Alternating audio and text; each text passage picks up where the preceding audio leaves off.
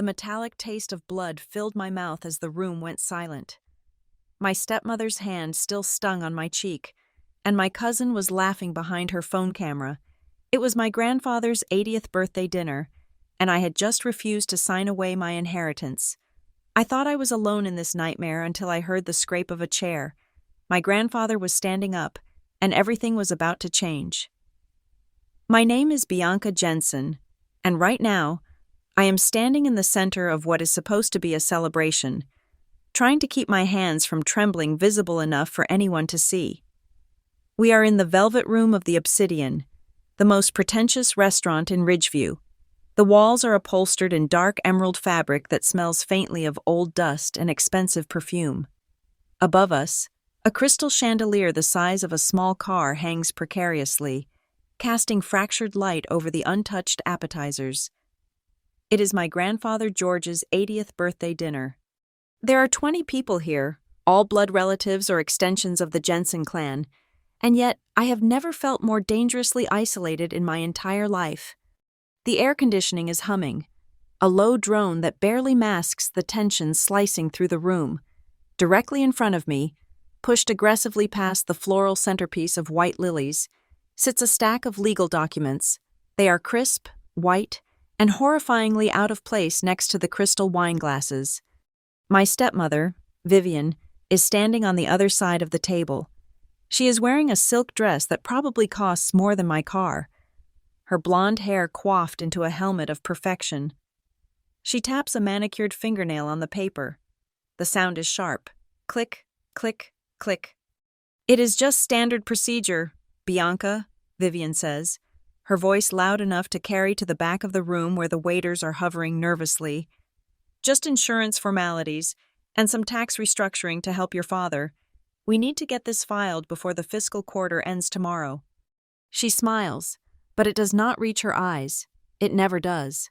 Her eyes are flat, calculating, like a shark assessing the nutritional value of a surfer. I look down at the papers. I do not need to read them. I already know what they are. 2 days ago, I managed to snap a photo of the header when Vivian left them on the kitchen counter, and I sent the image to my friend Sarah, who has been a property lawyer for 6 years. Sarah called me back within 10 minutes, screaming, "This is not insurance paperwork. This is a quitclaim deed. It is a document that would transfer the title of the lake house in Silverford, the house my mother grew up in, the house Grandpa George explicitly put in a trust for me, directly to my father and Vivian. It would also liquidate the bonds Grandpa set aside for my future, rolling them into what Vivian calls the joint family portfolio. If I sign this, I lose the only thing I have left of my mother. If I sign this, I lose my future." "I am not signing these tonight, Vivian," I say. I try to keep my voice low, respectful. This is Grandpa's night. He is sitting at the head of the table, looking frail in his suit, his hands resting on his cane. He has been quiet all night, his hearing aids turned down to drown out the noise of the restaurant, or so I thought. I do not want to ruin his milestone. I just want to fold this neatly away and deal with the horror show tomorrow. But Vivian does not do quiet. She thrives on the spectacle. "Excuse me?" Her voice pitches up, sharp and incredulous. She looks around the table, gathering an audience. "Did you all hear that? After everything we do for her, after the tuition, the car, the roof over her head, I asked for one simple signature to help the family finances, to help her father, and she says no." Across the table, my cousin Cassidy is slouching in her chair. She is 22 years old and currently wearing a sequined top that reflects the chandelier light into my eyes.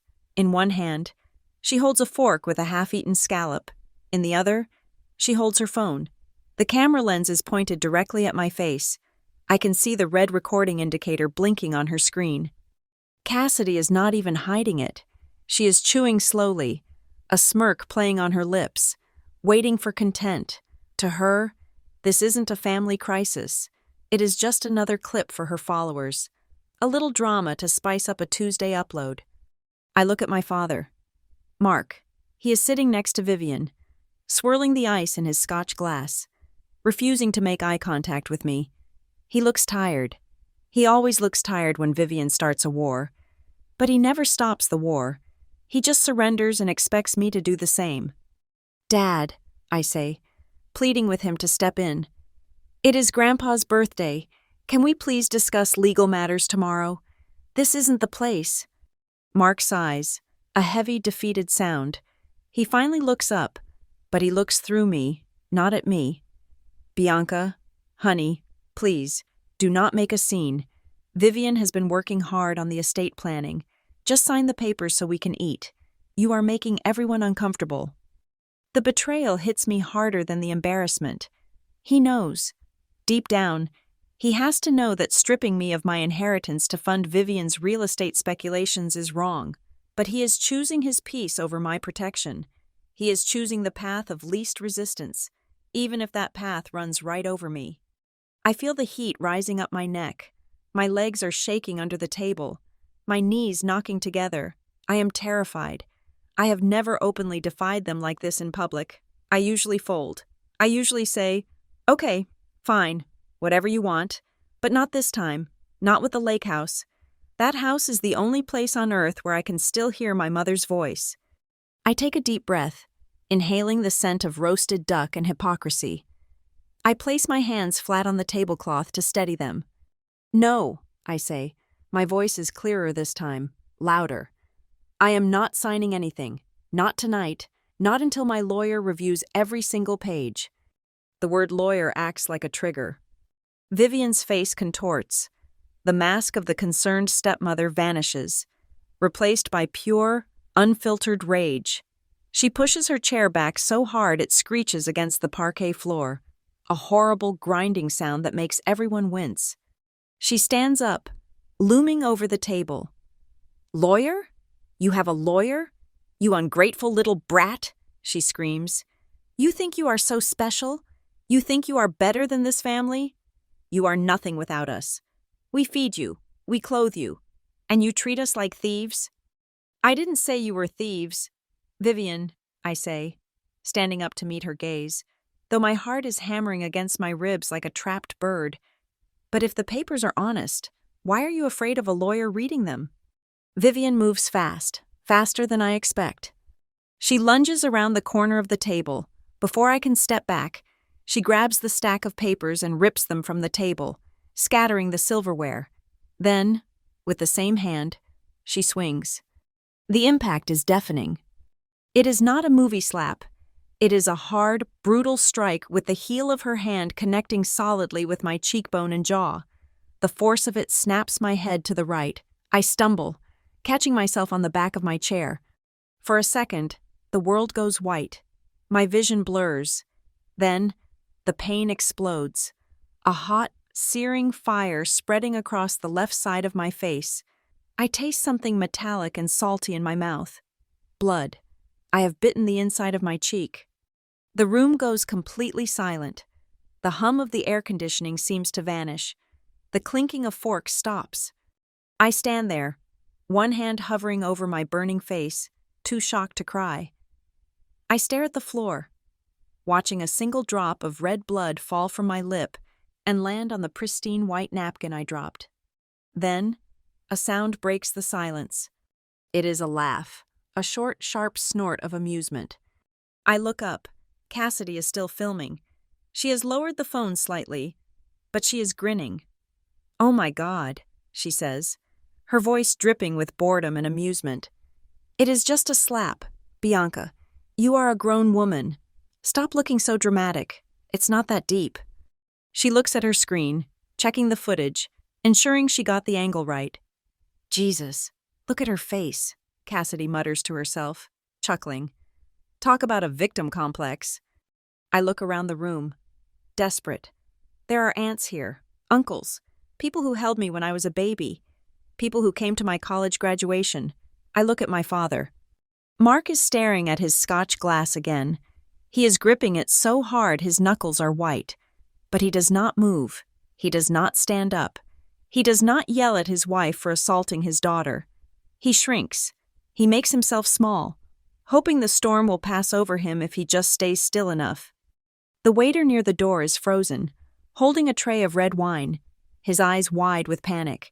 He wants to intervene, I can tell, but he is terrified of the rich people in the private room. No one is coming. No one is going to help me. Vivian is breathing hard, her chest heaving. She does not look sorry. She looks empowered. She looks like she finally did what she has wanted to do for 10 years. "Sit down," she hisses at me. "Sign the papers, and fix your face before the cake comes out." The humiliation is colder than the ice in the bucket. It washes over me, making me feel small, dirty, and worthless. They think they have broken me. They think that because they hit me, because they laughed, because they ignored me, I will crumble. That is how it has always worked. Violence, then silence, then compliance. But as I wipe the blood from the corner of my mouth with the back of my hand, something shifts inside me. The fear is still there, but it is changing. It is hardening. It is turning into something cold and sharp. I thought I was alone. Then, I hear it, the scrape of heavy wood against wood. I turn my head slowly. At the head of the table, Grandpa George is moving. He is not moving with the slow, shaky tremors of an 80-year-old man. He is gripping the arms of his chair with a strength I have not seen in a decade. His knuckles are not white with fear. They are white with effort. He pushes himself up. The room is still freezing, but Grandpa is rising.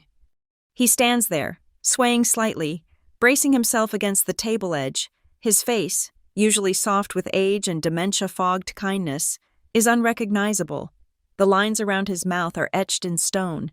His eyes, usually a watery blue, are suddenly clear. They are sharp.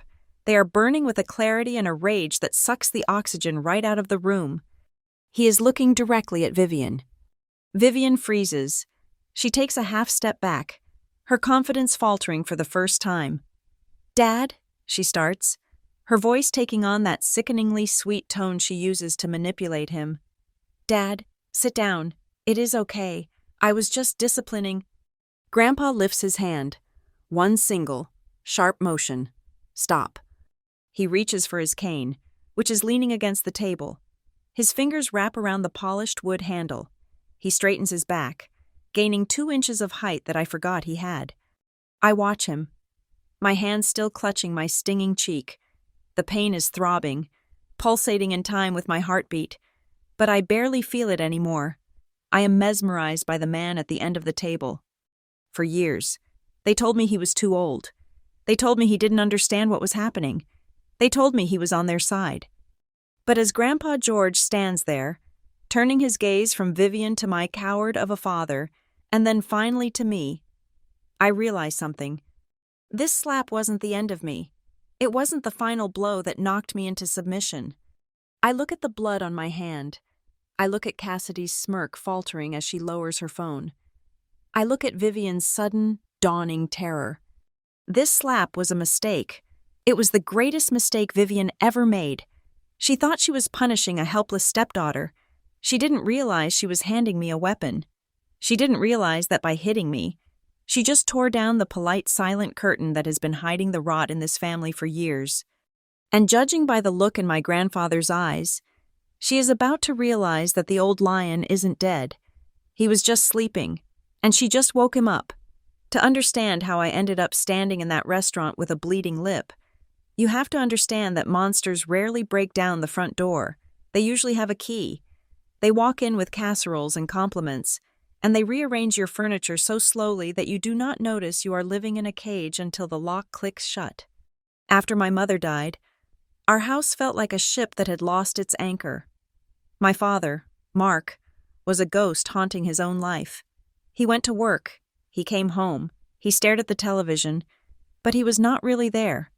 My grandfather, George, was the only one who kept us tethered to reality. He would drive over from his place in Silverford, cooking stew and telling stories about the old days at the lumber mill to fill the silence that Mom left behind. Then came Vivian. She was a whirlwind of expensive perfume and aggressive optimism. She was a widow herself, a successful real estate agent who wore blazers that cost more than my first car.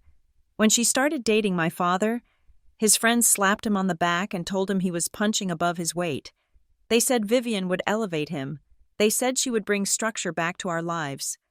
And at first, she did. I want to be fair to the version of myself that existed 5 years ago. I was lonely. I missed having a mother figure. So when Vivian took me to spa days and bought me cashmere sweaters, calling me her bonus daughter, I let my guard down. I saw my father smiling for the first time in 3 years. He stood taller. He shaved every day. The house, which had been gathering dust and sorrow, was suddenly filled with fresh flowers and dinner parties. I thought we were healing. I did not realize we were being renovated. The changes started about 6 months after the wedding. They were subtle, framed as practical lessons for my benefit. Vivian sat us down for a family meeting, complete with a PowerPoint presentation on her tablet. She talked about responsibility and the economy. She said that to teach me the value of $1, I needed to start contributing to the household expenses. It sounded reasonable on the surface. I was working my first real job, and paying rent is a part of life. But looking back, the math was cruel. I was paying nearly 40% of my take-home pay to live in the room I had grown up in, while Vivian leased a new luxury SUV the following week. Then came the schedule. "We just need to coordinate. Bianca," she said, handing me a shared digital calendar invite. "I need to know when you will be home and when you will be out. It is for safety." Safety turned into surveillance. If I came home 20 minutes late from work, there was a text asking why. If I wanted to go out on a Friday, I had to put it on the calendar by Wednesday. My father nodded along, repeating Vivian's lines like a parrot. He told me she just cared about us. He told me she was trying to run a tight ship. The first time I truly felt the cold steel beneath the velvet glove was the day the photo album disappeared. It was a heavy leather-bound book that sat on the mantelpiece in the living room. It was filled with photos of my mother, Mom holding me at the beach, Mom blowing out candles, Mom and Dad on their honeymoon. It was the altar I worshipped at every time I missed her. One Tuesday, I came home from work, and the mantel was different. The album was gone. In its place stood a massive, framed portrait of Mark and Vivian from their wedding day.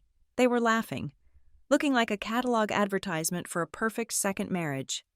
I felt a physical blow to my chest. I ran to the kitchen, where Vivian was arranging hydrangeas in a crystal vase. "Where is the album?" I asked, trying to keep the panic out of my voice. "The one with Mom." Vivian did not even look up from the flowers. She snipped a stem with a sharp click of her shears. "Oh, that old thing?" I moved it to the attic. I felt like the living room needed new energy. "We are building a future here. Bianca, it is not healthy to live in a shrine to the past." "The attic?" I repeated, my voice trembling. "It is damp up there. It will ruin the photos." She finally turned to me, her smile tight and condescending. "Do not be dramatic. I put it in a plastic bin. Besides, that is your father's house now. And my house. We decorate it to reflect us." I looked at my father, who was sitting at the kitchen island, reading the paper. He shifted uncomfortably. "Vivian has a point, honey," he mumbled, not meeting my eyes. "We need to move forward." That was the night I drove to Silverford. My grandfather's house was a sanctuary. It smelled of cedar and sawdust, a scent that grounded me. It sat right on the edge of the lake, a sturdy log cabin that George had built with his own hands 40 years ago. There were no shared calendars here, no rent, no new energy, just the ticking of the grandfather clock and the sound of the water lapping against the dock. I sat at his kitchen table, drinking tea, trying not to cry about the album. Grandpa George listened, his hands wrapped around a ceramic mug. His hands were rough, scarred from years of working the saws, but they were the gentlest hands I knew. "She is marking her territory," George said, his voice gravelly. "Like a wolf." "Dad just lets her," I said, staring into my tea. "He thinks she is saving us." "Your father is a weak man who mistakes loudness for strength," George said. It was a harsh judgment, but he said it without malice, just stating a fact like he was describing the grain of a piece of wood. He always has been. He needs someone to tell him where to stand.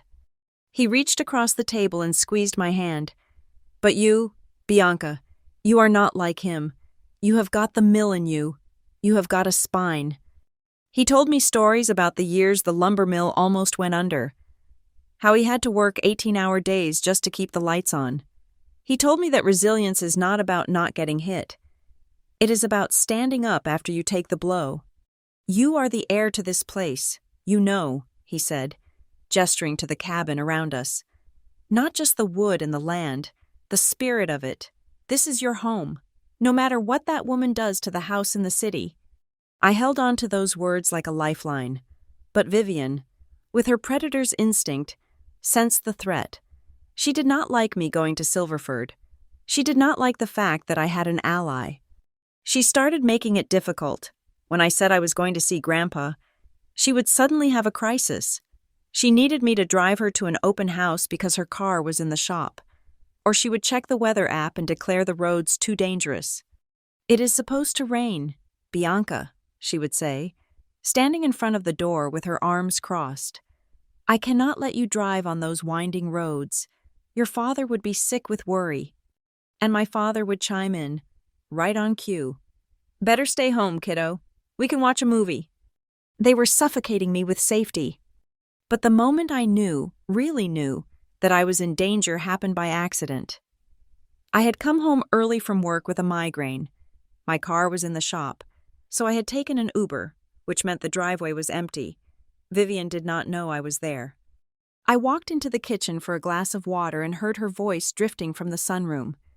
She was on the phone, her tone sharp and businesslike, completely different from the saccharine voice she used with Dad. "No, the timeline is tight," she was saying. "Mark is on board. He will sign whatever I put in front of him. He trusts the process." There was a pause as the person on the other line spoke. Then Vivian laughed, a cold sound that made the hair on my arms stand up. "The girl," she said. "The girl is a variable, a nuisance, but I am handling it. We just need to consolidate the assets into the main account for tax purposes. Once the liquidity is there, I can restructure everything. I am telling you, this is a gold mine. We just have to clear out the dead wood." Dead wood. I stood frozen by the refrigerator, my hand hovering over the handle. She was talking about my family's assets. She was talking about me. I was not a daughter to her. I was a variable. I was an obstacle in a spreadsheet. I quietly retreated to my room, my heart hammering against my ribs. I grabbed a notebook and wrote down exactly what I had heard. Consolidate assets, variable, dead wood. I stared at the words. They looked like the plot of a bad movie, a part of me, the part that still desperately wanted a normal family, tried to dismiss it. Maybe she was talking about a client. Maybe she was talking about a literal property renovation. "You are paranoid. Bianca," I told myself, "she is your stepmother. She cooks lasagna on Sundays." But then came Cassidy. Cassidy was Vivian's niece, or cousin, or something. The family tree on that side was murky. She was 22, unemployed, and aspiring to be an influencer. She arrived one weekend with 2 suitcases and a ring light, and she never left. "Cassidy is going through a hard time," Vivian announced. "She needs a stable environment. She will be staying in the guest room." The guest room was right next to mine. Cassidy was a nightmare wrapped in fast fashion. She treated our house like a content farm. She walked around with her phone on a tripod, filming everything. Day in the life with my rich aunt. She would caption her stories. She zeroed in on me immediately. I was the boring, corporate cousin, the foil to her vibrant personality. I would walk into the kitchen to make coffee, and Cassidy would be there, phone recording. "Look at Bianca's outfit," she would say to her live stream, zooming in on my work slacks. Very office chic, if the office was in 1995. She would film me eating. "Girl, are you really eating carbs at 8 at night? Brave." She would film me cleaning up the messes she left behind. "Cinderella vibes," she would laugh. I went to my father. "Dad, she is filming me in my own house. It is invasive. Can you tell her to stop?" Mark looked up from his tablet. He was watching one of Cassidy's videos. He chuckled. "Oh, lighten up, Bianca. It is just what kids do these days. She is creative.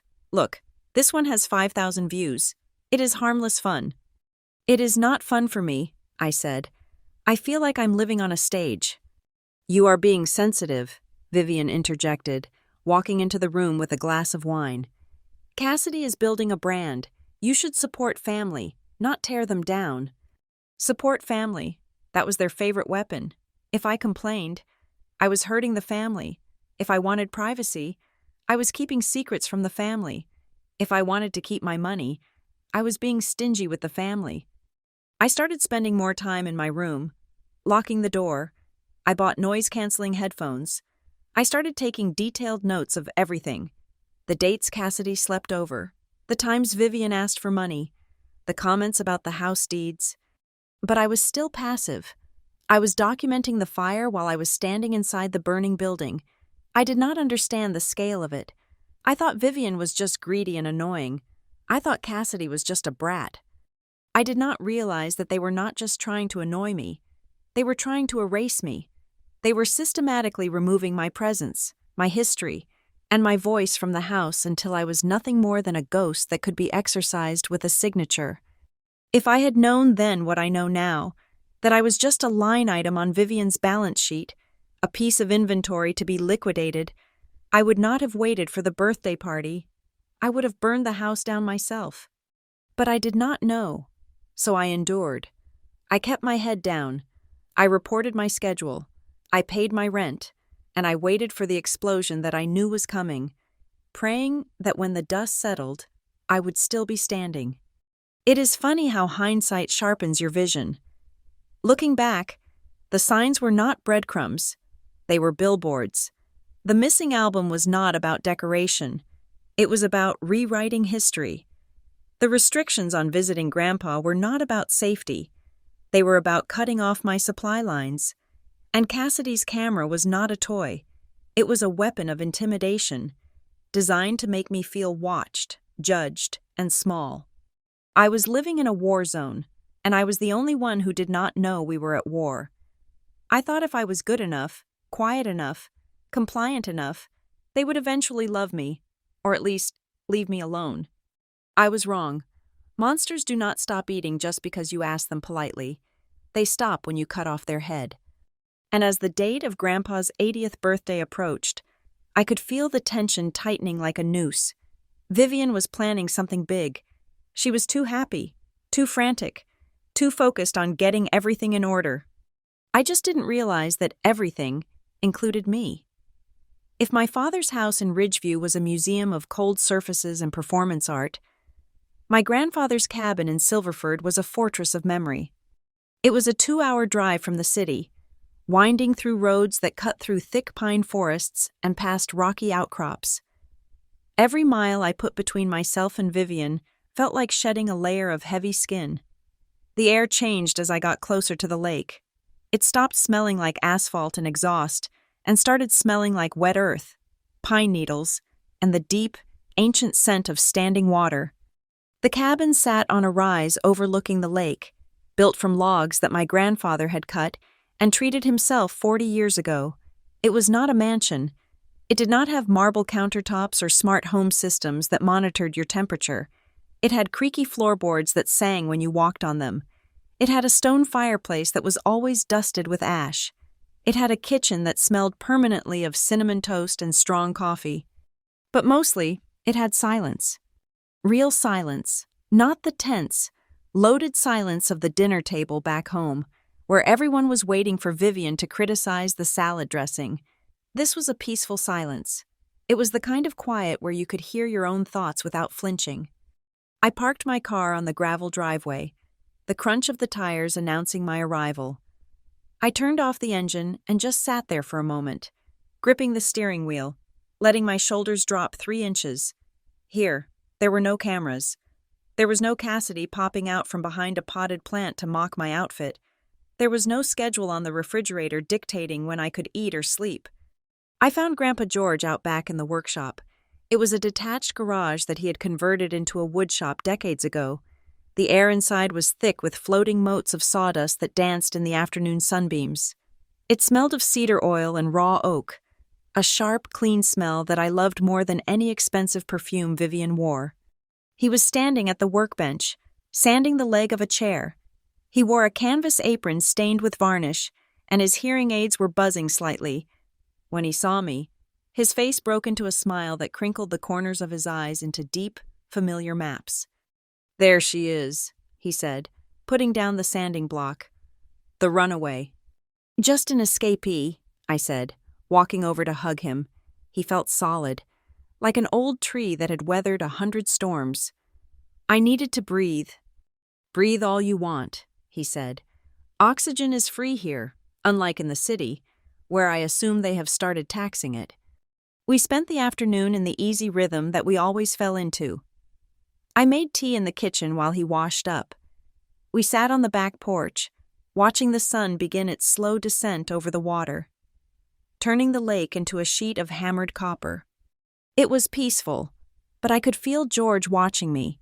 He was not looking at me with the critical eye of a parent or the dismissive glance of a stepmother. He was studying me. He was looking for cracks.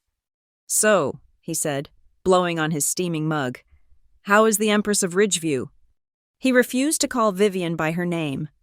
"She is fine," I said, stirring my tea. "Busy. She is reorganizing the finances again. She says the market is volatile, so we need to be smart." George raised an eyebrow.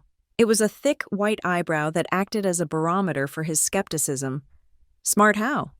"She wants to consolidate everything," I explained, repeating the script Vivian had drilled into us during her PowerPoint presentations. "She says that if Dad and I move our savings and individual accounts into a single-family portfolio, we can access better interest rates, higher-tier investment vehicles. She calls it a unified front against inflation." George took a slow sip of his tea. He did not say anything for a long, long time. The only sound was a loon calling out across the lake, a lonely, haunting cry. "And does this unified front have an exit strategy?" he asked quietly. "What do you mean?" "I mean," George said, setting his mug down on the wooden railing with a deliberate clunk, "if you put your money into a pot that she holds the ladle for, how do you get it out if you need to leave?" I hesitated. "Well, I would just ask, it is family money. It is for all of us." "Bianca," he said, his voice sharpening, "look at me." I looked at him. His blue eyes were hard. "Do you have a bank account that she does not know about? A strictly private account where only your name is on the signature card?" "No," I admitted. "She said that secrets destroy trust. She checks the mail for statements." George let out a sound that was half laugh, half growl. "Secrets do not destroy trust. Secrets destroy cons. And make no mistake, girl, you are being conned." "Grandpa, she is Dad's wife," I argued weakly, though my gut was already twisting. "She is not a criminal." "She is a woman who loves control more than she loves people," George said. He stood up, dusting off his knees. "Finish your tea. We are going into town." "Town? What for?" "I have an appointment with Arthur Lewis," he said. "And you are coming with me." Arthur Lewis was the only lawyer in Silverford. His office was sandwiched between a bakery and a hardware store on Main Street. The waiting room smelled of lemon polish and old paper. Mr. Lewis was a man who looked like he was made of parchment, thin, dry, and incredibly precise. He did not look surprised to see us.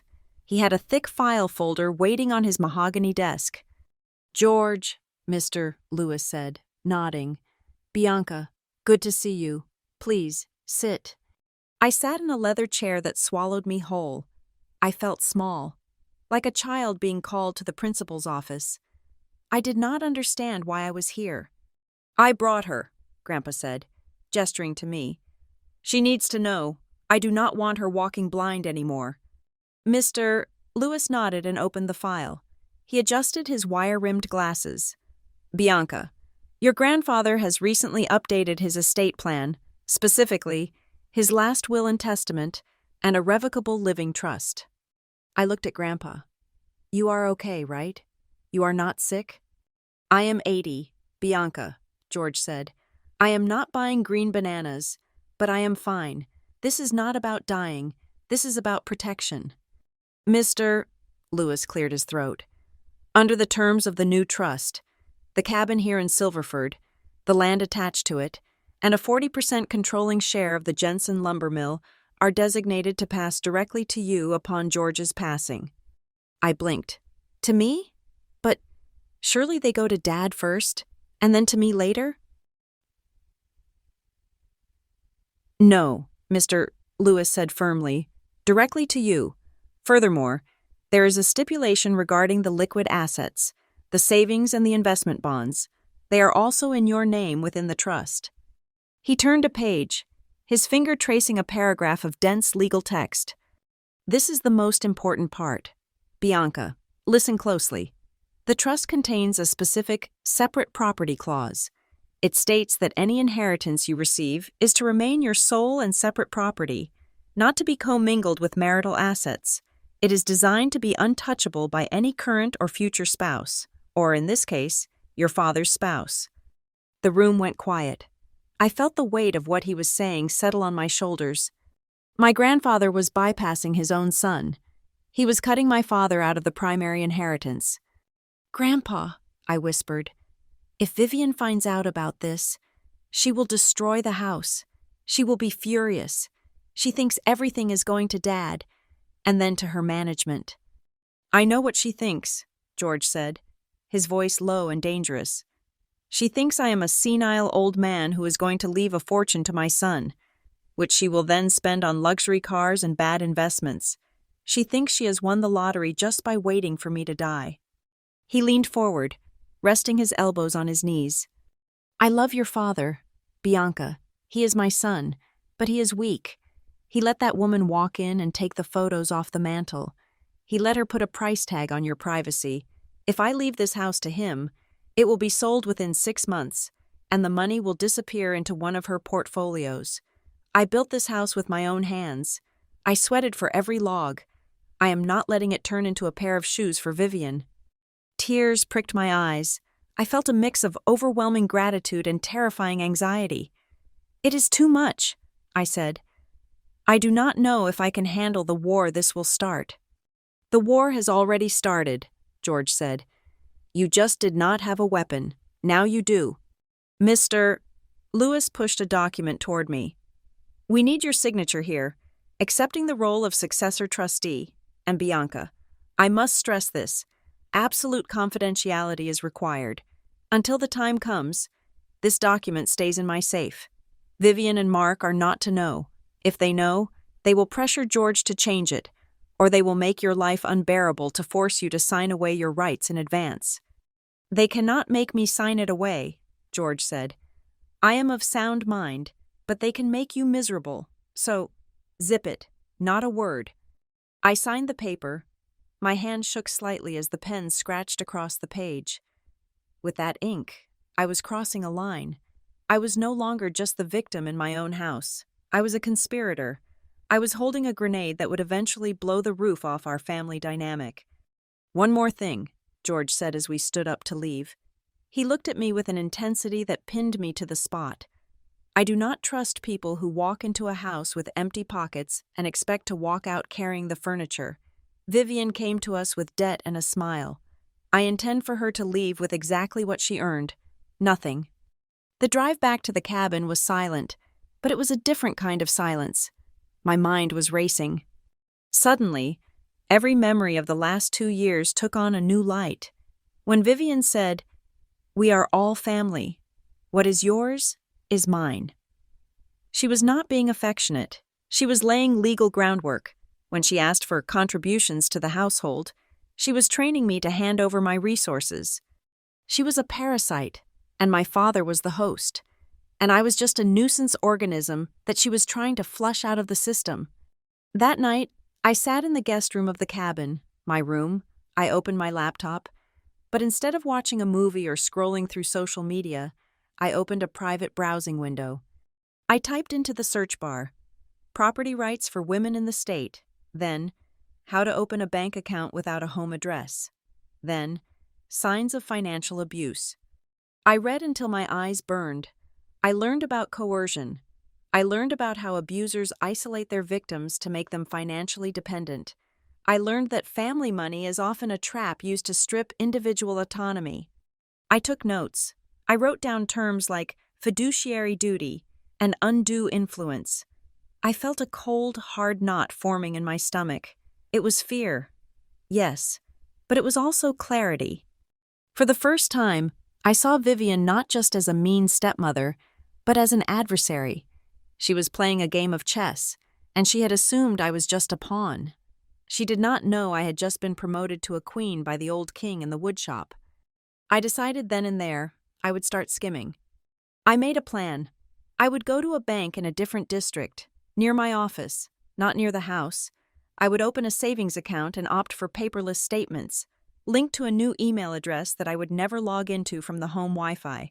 I would tell Vivian my company cut bonuses this year, or that my health insurance premiums went up, and I would funnel that difference into my secret account.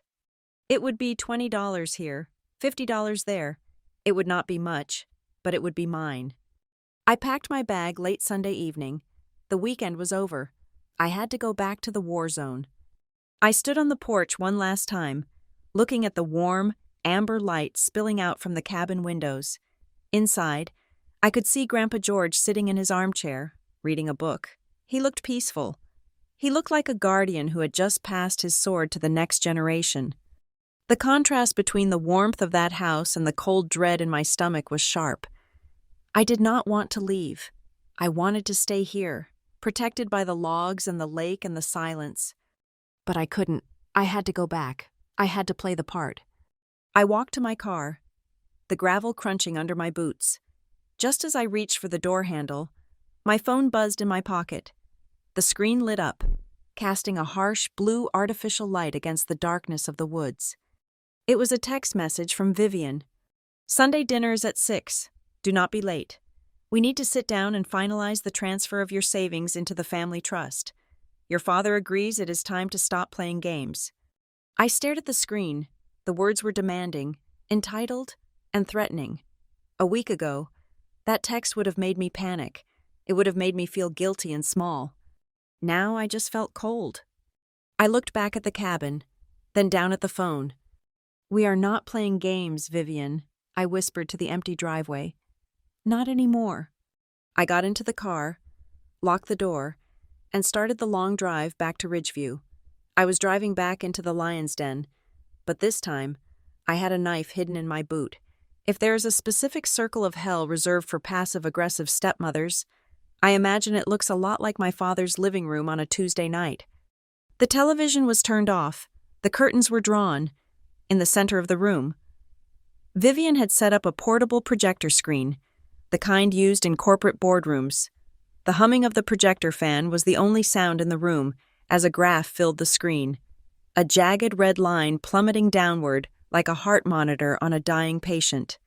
"This," Vivian said, pointing a laser pointer at the screen, "is the purchasing power of the dollar over the last 12 months. Look at it. It is bleeding out." She turned to face us. My father, Mark, was sitting on the sofa, clutching a throw pillow to his chest, his eyes wide with manufactured panic. Cassidy was curled up in the armchair, scrolling on her phone, barely listening, and I was sitting on the hard wooden chair from the dining room, the one Vivian had dragged in for me because, as she put it, I needed to pay attention, not relax. "We are heading into a recession," Vivian announced, her voice grave. "Maybe a depression. If we keep our money scattered in individual checking accounts, earning 0.01% interest, we are essentially setting it on fire. Inflation is eating us alive." She clicked a button on a remote. The slide changed. The new slide featured a stock photo of a golden shield protecting a pile of gold coins. Underneath, in bold impact font, it read, "The Jensen Family Growth Fund." "This is the solution," she said, smiling at my father. "Consolidation. If we pool our resources, my capital, Mark's savings, and Bianca's income, we move from being small fish to being a whale. We can access high-yield private equity. We can buy distressed property. We can survive the storm." My father nodded enthusiastically. "It makes sense, honey. he said, looking at me. Vivian knows this stuff. Bianca, she has been in real estate for 20 years. She knows how to read the market. I am just trying to protect us, Vivian said, her voice softening into that dangerous maternal coo. But I cannot do it if we are divided. We need to be all in. One family, one pot. She looked at me. The laser pointer red dot danced near my feet. Bianca, she said, I have set up the joint account. I need you to transfer your savings by Friday. We are looking at an initial buy-in of $50,000 to get the best rate. My stomach turned over. $50,000. That was nearly everything I had saved from 5 years of working, plus a small inheritance from my mother's life insurance that I had guarded fiercely. I cannot do that, I said, keeping my voice steady. I have my own financial goals. I am saving for a down payment on an apartment. I need my liquidity. Vivian sighed, a long, exaggerated sound of disappointment. She looked at my father. See? This is what I am talking about. Short-term thinking. Bianca, Dad said, frowning. Vivian is offering to manage your money for free. She is going to double it. Why are you being so difficult? Do you not trust us? It is not about trust, Dad, I lied. It is about independence. I want to learn to manage my own money. But you are doing a bad job of it, Vivian snapped, the mask slipping for a second. Letting money sit in a bank is stupid. It is selfish. You are hoarding resources when you could be helping the family build an empire. I will transfer $2,000, I said, as a contribution to the household buffer, but the rest stays with me. Vivian stared at me. Her eyes were cold, calculating the distance between us. Then she smiled. A tight, plastic grimace. Fine, $2,000. If that is all you think this family is worth to you. That was the beginning of the campaign. Vivian did not just want my money, she wanted my submission. And since she could not get it through logic, she decided to get it through shame. Dinner became a battlefield. Every night, Vivian would make subtle digs about freeloaders and people who do not understand sacrifice. She would serve steak to Mark and herself, and then slide a plate of pasta to me, saying, Since you are saving so aggressively for your apartment, I thought you would appreciate a budget-friendly meal. I can buy my own steak, Vivian, I said one evening, stabbing a noodle with my fork. Oh, I know you can, she said breezily. You have plenty of money. You just choose not to share it with the people who put a roof over your head. I pay rent, I reminded her. Rent? She scoffed. You pay a pittance. Market rate for a room in this neighborhood is double what you give your father. Essentially, we are subsidizing your life so you can hoard cash. It is incredibly selfish. Bianca, honestly, I do not know where you get it from. Your father is so generous. I am right here, I said, my voice rising. Stop talking about me like I am a problem to be solved. You are a problem, Vivian shot back. You are a wedge. You are driving a wedge between me and your father because you are too greedy to be part of the team. From across the table, I heard a snicker. I turned. Cassidy was holding her phone up. The camera lens pointed directly at me. She was chewing on a breadstick, her eyes glued to the screen. Are you filming this? I demanded. Relax, Cassidy mumbled, her mouth full. I am just documenting the vibe. It is for my vlog. Real talk about toxic family dynamics. People love this stuff. Delete it, I said, standing up. Now. Dad, Cassidy whined, looking at Mark. Bianca is yelling at me. Bianca, sit down, Mark said, looking weary. She is just playing with her phone. Don't be so sensitive. She is putting our arguments on the internet. Dad! Nobody watches them, Mark said, waving his hand. Eat your pasta. But people did watch them. 2 days later, I walked into the break room at work. I was an accountant at a mid-sized logistics firm, a place where people wore gray suits and talked about spreadsheets. It was not a place for drama. I went to the coffee machine, and I noticed 2 of the interns whispering near the refrigerator. When they saw me, they stopped abruptly. One of them, a girl named Sarah, looked at me with pity. Rough night at home, Bianca? She asked. I froze. Excuse me? I saw the TikTok, she said, pulling out her phone. It came up on my For You page. Your cousin? She has like 50,000 views on this one. She turned the screen toward me. There I was, grainy and unflattering in the harsh dining room light. My face was red, my mouth open in mid-shout. I looked unhinged. I looked angry. Caption. POV. Your older sister refuses to help the family but still eats the food. Drama selfish Karenin the making. The video was edited. It cut out everything Vivian had said. It cut out the part about the $50,000. It just showed Vivian looking calm and sad, saying, "We are subsidizing your life," and then cut to me screaming, "Stop talking about me." The comments were scrolling by in a blur. She looks psycho. Imagine living off your parents in your 20s and being that ungrateful. Kick her out. I felt the blood drain from my face. My professional reputation. My dignity. All of it. Being chewed up and spat out by strangers for entertainment. That is not what happened, I stammered, but the interns just nodded politely, their eyes saying they believed the video more than me. I drove home in a blind rage. When I walked into the house, Cassidy was on the couch, painting her toenails. "Delete it," I said. My voice was shaking. "Delete the video, now." Cassidy looked up, unbothered. "Which one? The one where you look crazy?" "No way. It is blowing up. My engagement is up 300%. I might get a brand deal out of this." "You are ruining my reputation," I shouted. "People at work saw that." "So?" Cassidy shrugged. "Any press is good press. You should thank me. I made you famous." "Dad!" I yelled. "Dad!" Mark came out of the office, looking annoyed at the noise. Vivian followed him. "She posted a video of our argument," I told him, pointing a trembling finger at Cassidy. "People at my job saw it. She is humiliating me publicly." Mark looked at Cassidy. "Did you, honey?"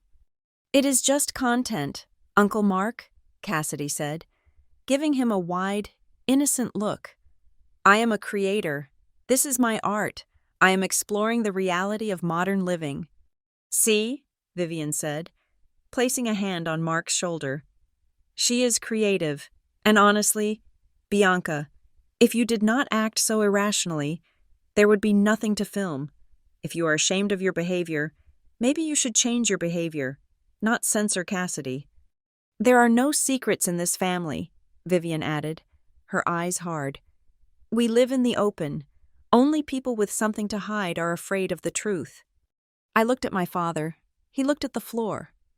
"Maybe just try not to film her when she is eating, Cass," he mumbled. That was it. That was his defense of me. I went to my room and locked the door. I felt violated. I felt like the walls of the house were made of glass. But Vivian's obsession with no secrets was a one-way street, and I found that out the following Thursday. I was alone in the house. Vivian and Cassidy were out getting manicures, and my father was at work. I walked past the small console table in the hallway where the mail usually piled up. Usually. Vivian snatched it the moment it arrived. But today, a single letter had fallen behind the table, wedged between the wood and the wall. I fished it out. It was addressed to Mark Jensen. It was from a bank I did not recognize, a private lender that specialized in high-risk loans. The envelope was already torn open. It must have fallen after Vivian read it. I pulled out the letter. It was a notification of a rate adjustment on a home equity line of credit, a HELOC. My eyes scanned the numbers, and my breath caught in my throat. Principal balance, $350,000. I stared at the number, $350,000. That was nearly the entire equity of the house, my mother's house, the house Mark had promised to keep safe. But that was not the worst part. I looked at the mailing address on the account. It was not our home address. Care of V. Sterling Investments, 4400 Plaza Drive, Suite 200. V. Sterling, Vivian's maiden name. She had convinced my father to take out a massive loan against our home, and she had diverted the statements to her own office so I, and possibly even he, would not see the details. I waited for Mark to come home. I sat in the dark living room, holding the letter. When he walked in, tired from work, I turned on the lamp. "Bianca?" He jumped. "Jesus, you scared me. Why are you sitting in the dark?" "What is this, Dad?" I asked, holding up the paper. He squinted at it, then his face went pale. He reached for it, but I pulled it back. $350,000, I said. "You mortgaged the house? The house Mom paid for?" It is complicated," Mark stammered. He loosened his tie, looking everywhere but at me. "Vivian found a golden opportunity, a commercial development in the city. We needed capital fast to get in on the ground floor. It is going to triple in value in 6 months. She sent the mail to her office," I said. "She is hiding it." "She is managing it," Mark snapped, his voice rising in defense. "She handles the paperwork because she understands it. I trust her. Bianca, why can't you?" "Because she is gambling with our roof," I shouted. "Dad, if this development fails, the bank takes the house. We will be homeless. Does she have her name on the loan? Or is it just you?" Mark fell silent. The silence stretched, heavy and suffocating. "It is my credit," he whispered. "But it is our future. She is doing this for us. For you." "She is doing this for herself," I said, my voice breaking. "She is stripping you for parts. Dad, can't you see that?" "Stop it!" Mark slammed his hand on the wall. "I will not have you poisoning my marriage. Vivian is trying to build something. You are stuck in the past. You are jealous." "Jealous?" I laughed, a harsh, bitter sound. "I am terrified. You are putting your neck in a noose and handing her the rope." "Do not break my trust in my wife," he said, pointing a finger at me. His eyes were wet, desperate. He was pleading with me not to pop the bubble he was living in. "We are a team. If you cannot support that, then maybe you are the one who does not belong here." He stormed upstairs. I stood there, the letter crumpling in my hand. I realized then that logic would not save him. He was an addict, addicted to the fantasy Vivian sold him. The fantasy that he was a tycoon, a patriarch, a man on the rise, rather than a man being led to the slaughter. 2 days later, Vivian came home with a smile that showed too many teeth. "I have an idea," she announced at dinner, as if nothing had happened. "Your grandfather's 80th birthday is coming up. I want to do something special, something elegant." She placed a brochure on the table, the Obsidian, the most expensive restaurant in Ridgeview. "A private room," she said. "Just family. We need to bond. We have had so much tension lately, mostly due to misunderstandings about money. I think a night of celebration is exactly what we need to reset." She looked at me. Her eyes were dead, flat, and triumphant.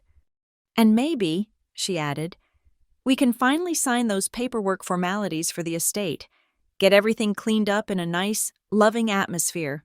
What do you say? Bianca, will you come celebrate your grandfather, or are you going to boycott that too?" I looked at the brochure. I looked at Cassidy, who was already typing on her phone, probably planning the GRWM for my rich grandpa's birthday video. I looked at my father, who was nodding, relieved that Vivian was fixing things. I felt a cold shiver run down my spine. This was not a party. It was an ambush. She wanted to get me in public, in front of witnesses, surrounded by social pressure, and force my hand. "I will be there," I said quietly. "Good," Vivian smiled. "It is going to be a night to remember." She had no idea how right she was. I looked down at my plate, thinking of the hidden bank account, the notes in my journal, and the secret will in Mr. Lewis's safe. Yes, I thought, it certainly will be. The argument that finally broke me wasn't about the house or the trust fund. It was about groceries. Vivian had cornered me in the kitchen on a Thursday evening, holding a receipt from Whole Foods. She slammed it onto the granite counter with the force of a judge slamming a gavel. She wanted to know why I had bought the store-brand olive oil instead of the imported Italian organic brand she preferred. She accused me of being passive-aggressive, of trying to undermine the quality of life she was building for my father. I looked at her, screaming over a bottle of oil. And I realized that there was no logic here. There was only power. She was not angry about the oil. She was angry that I still existed in a space she wanted to conquer. I drove to Silverford that night with my hands gripping the steering wheel so tight my knuckles turned white. I did not cry. I was past crying. I felt a cold, vibrating rage in my chest, like a humming power line that had snapped and was thrashing on the pavement. When I arrived at the cabin, Grandpa George did not offer me tea or sympathy. He sat me down at his heavy oak dining table and looked at me with eyes that had seen 80 years of harsh winters and hard business. "Bianca," he said, his voice steady, "I need you to answer a question, and I need you to be honest. Are you trying to prove to them that you are a good daughter, or are you trying to protect your right to live a normal life?" The question hung in the air, heavy and demanding. "I want them to stop," I whispered. "I want my dad to wake up." "Your father is asleep at the wheel," George said, "and Vivian is driving the car off a cliff. You cannot wake him up by being polite. You have to grab the emergency brake. But if you pull that brake, you are going to crash the car. Are you ready for the impact?" "Yes," I said, and for the first time, I meant it. "Good," George said. "Then we go to war. But we do not fight with screaming matches in the kitchen. We fight with paper. We fight with proof." The next morning, we went back to Arthur Lewis's office. The atmosphere was different this time. It was not a standard estate planning meeting. It felt like a strategy session in a bunker. "Mr. Lewis leaned back in his leather chair, steepling his fingers. "Here is the reality. Bianca, if Vivian forces you to sign over your rights to the lake house or your trust, we can argue in court that you did it under duress. We can argue coercion, but the burden of proof is on us. If it is just your word against hers, and your father backs her up, we lose. Judges do not like to interfere in family squabbles unless there is evidence." "Evidence," I repeated. "Like what?" "Threats." Lewis listed. "Intimidation, manipulation, financial irregularities. If she threatens to kick you out if you do not sign, that is coercion. If she physically blocks you from leaving a room, that is false imprisonment. If she misrepresents what you are signing, that is fraud. But I need you to capture it. I need dates. I need times. And if possible, I need recordings." I hesitated. "Is that legal? Recording them?" "In this state, as long as you are a party to the conversation, you can record it," Lewis said, his eyes sharp behind his glasses. "It is called one-party consent. You are the one party." I nodded, feeling a strange mix of fear and adrenaline. I was not just a victim anymore. I was an operative. We spent the next 2 hours building a digital fortress. I went to an electronics store in the next town over and bought a burner phone with a prepaid data plan. Just in case Vivian had put tracking software on my main device, I set up a new cloud storage account with a password that was a random string of 20 characters. I enabled two-factor authentication, linking it to the burner phone. Then, I started the backup. I sat in the coffee shop next to the lawyer's office and transferred every suspicious email, every text message from Vivian, and every digital receipt I could find into an encrypted folder. I took screenshots of the HELOC paperwork I had found. I took screenshots of the Venmo requests Vivian sent me for household incidentals. I organized them by date. When I got back to the cabin, George was waiting for me in the workshop. He held out his hand. In his palm lay a sleek, black fountain pen. It looked expensive, heavy, and completely innocuous. "Take this," he said. "A pen?" "Twist the top to the right," he instructed. I did. A tiny, almost invisible blue light blinked once near the clip, then vanished. "It is a voice recorder," George said. "High fidelity. Runs for 12 hours on a charge. I used to use it during contract negotiations with suppliers who like to change their prices after we shook hands. I am an old man, Bianca, but I watch the news. I know that in this world, the truth is only as good as the tape." I held the pen. It felt cold and solid. It felt like a shield. "Clip it to your blouse," George said, "or leave it on the table during dinner. Just get them talking." I went back to Ridgeview that Sunday with the pen clipped to the inside of my purse. I felt different. I walked into the house not as the daughter returning home, but as a journalist entering a hostile zone. The opportunity came almost immediately. Vivian was in the sunroom, pacing back and forth, talking to Mark. I walked in quietly, leaving my purse on the sideboard, the pen facing into the room. I pretended to look for a magazine.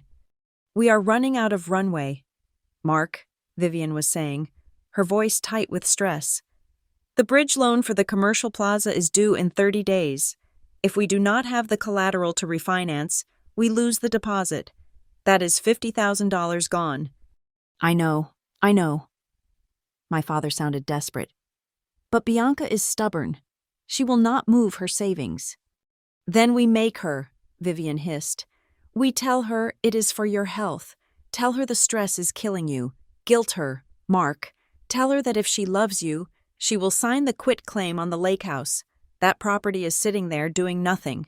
We can leverage it for a massive injection of cash." "It is George's house," Mark said weakly. "It is a pile of wood," Vivian snapped. "And George is halfway to the grave. We need to secure our future. If Bianca does not sign that paperwork at the party, you need to tell her she is no longer welcome under this roof. Cut her off. See how independent she feels when she is homeless." My heart was hammering so hard I thought the pen might pick up the sound of it. She is no longer welcome under this roof. There it was, the threat, the coercion. I waited until they left the room. Then I retrieved the pen. Later that night, alone in my room with the door locked and a chair wedged under the handle, I uploaded the file to the encrypted cloud. I named it Evidence-01, Threat to Evict. Mr. Lewis had also suggested a diary. He told me to write down everything, not just the legal stuff, but the emotional texture of the abuse. He said that if this ever went to a jury, they needed to feel what it was like to be me. So I wrote, October 14th. Vivian called me a parasite at breakfast because I ate the last egg. Dad watched and said nothing.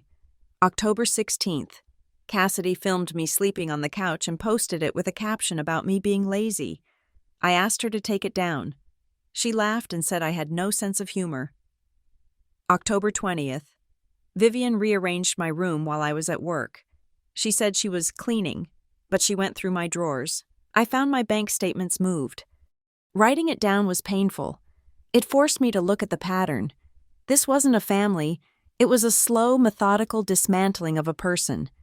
Meanwhile, the preparations for the party were moving at a feverish pace. Vivian and Cassidy spent days scouting locations. They settled on the Obsidian because it had a private room that was soundproof. "It will be intimate," Vivian told me, her eyes gleaming. "Just us, no distractions." I knew what that meant. No witnesses. No one to hear me scream when they cornered me. Grandpa George accepted the invitation with a terrifying calmness. When Vivian called him to announce the venue, putting him on speakerphone so we could all hear, his voice was smooth. "That sounds lovely, Vivian," he said. "I look forward to having the whole family together. I have some things I want to say as well." Vivian smirked at me while he spoke. She thought she had won.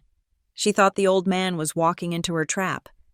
She did not know that the trap was already rigged to blow, and he was the one holding the detonator.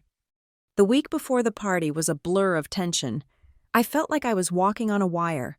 Every time Vivian smiled at me, I felt sick.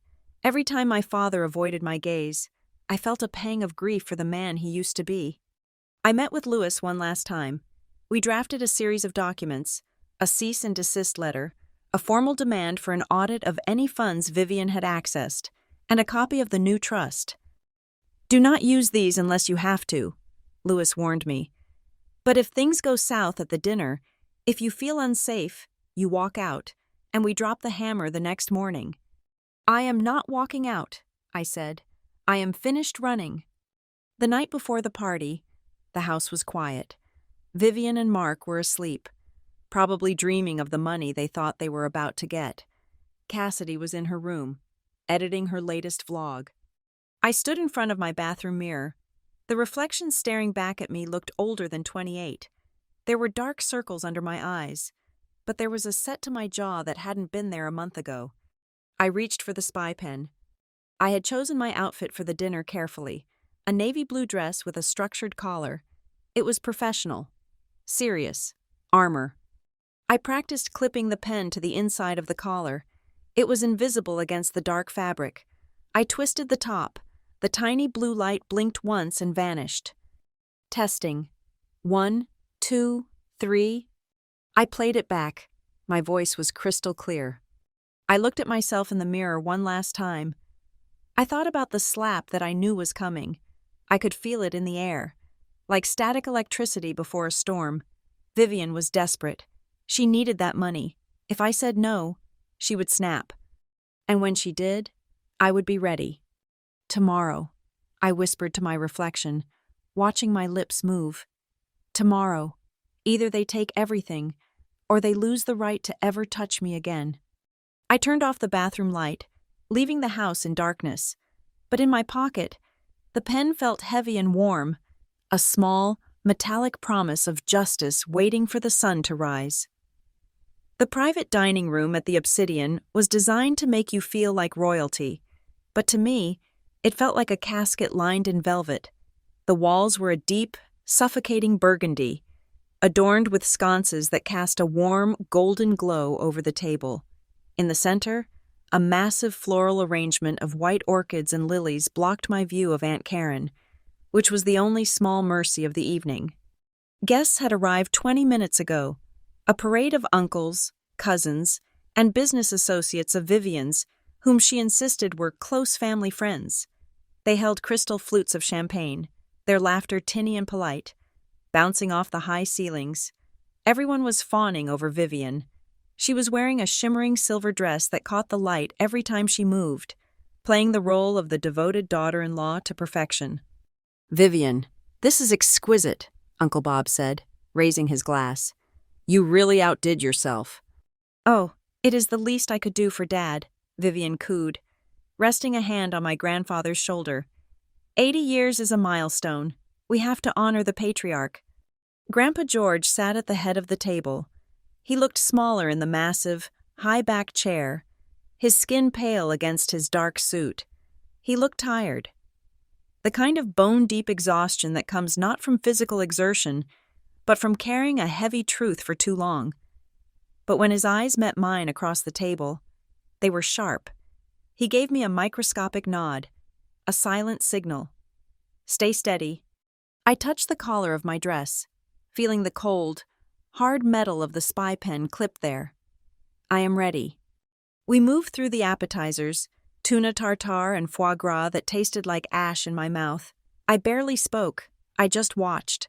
I watched my father, Mark, drinking his scotch too quickly, his eyes darting around the room as if looking for an exit.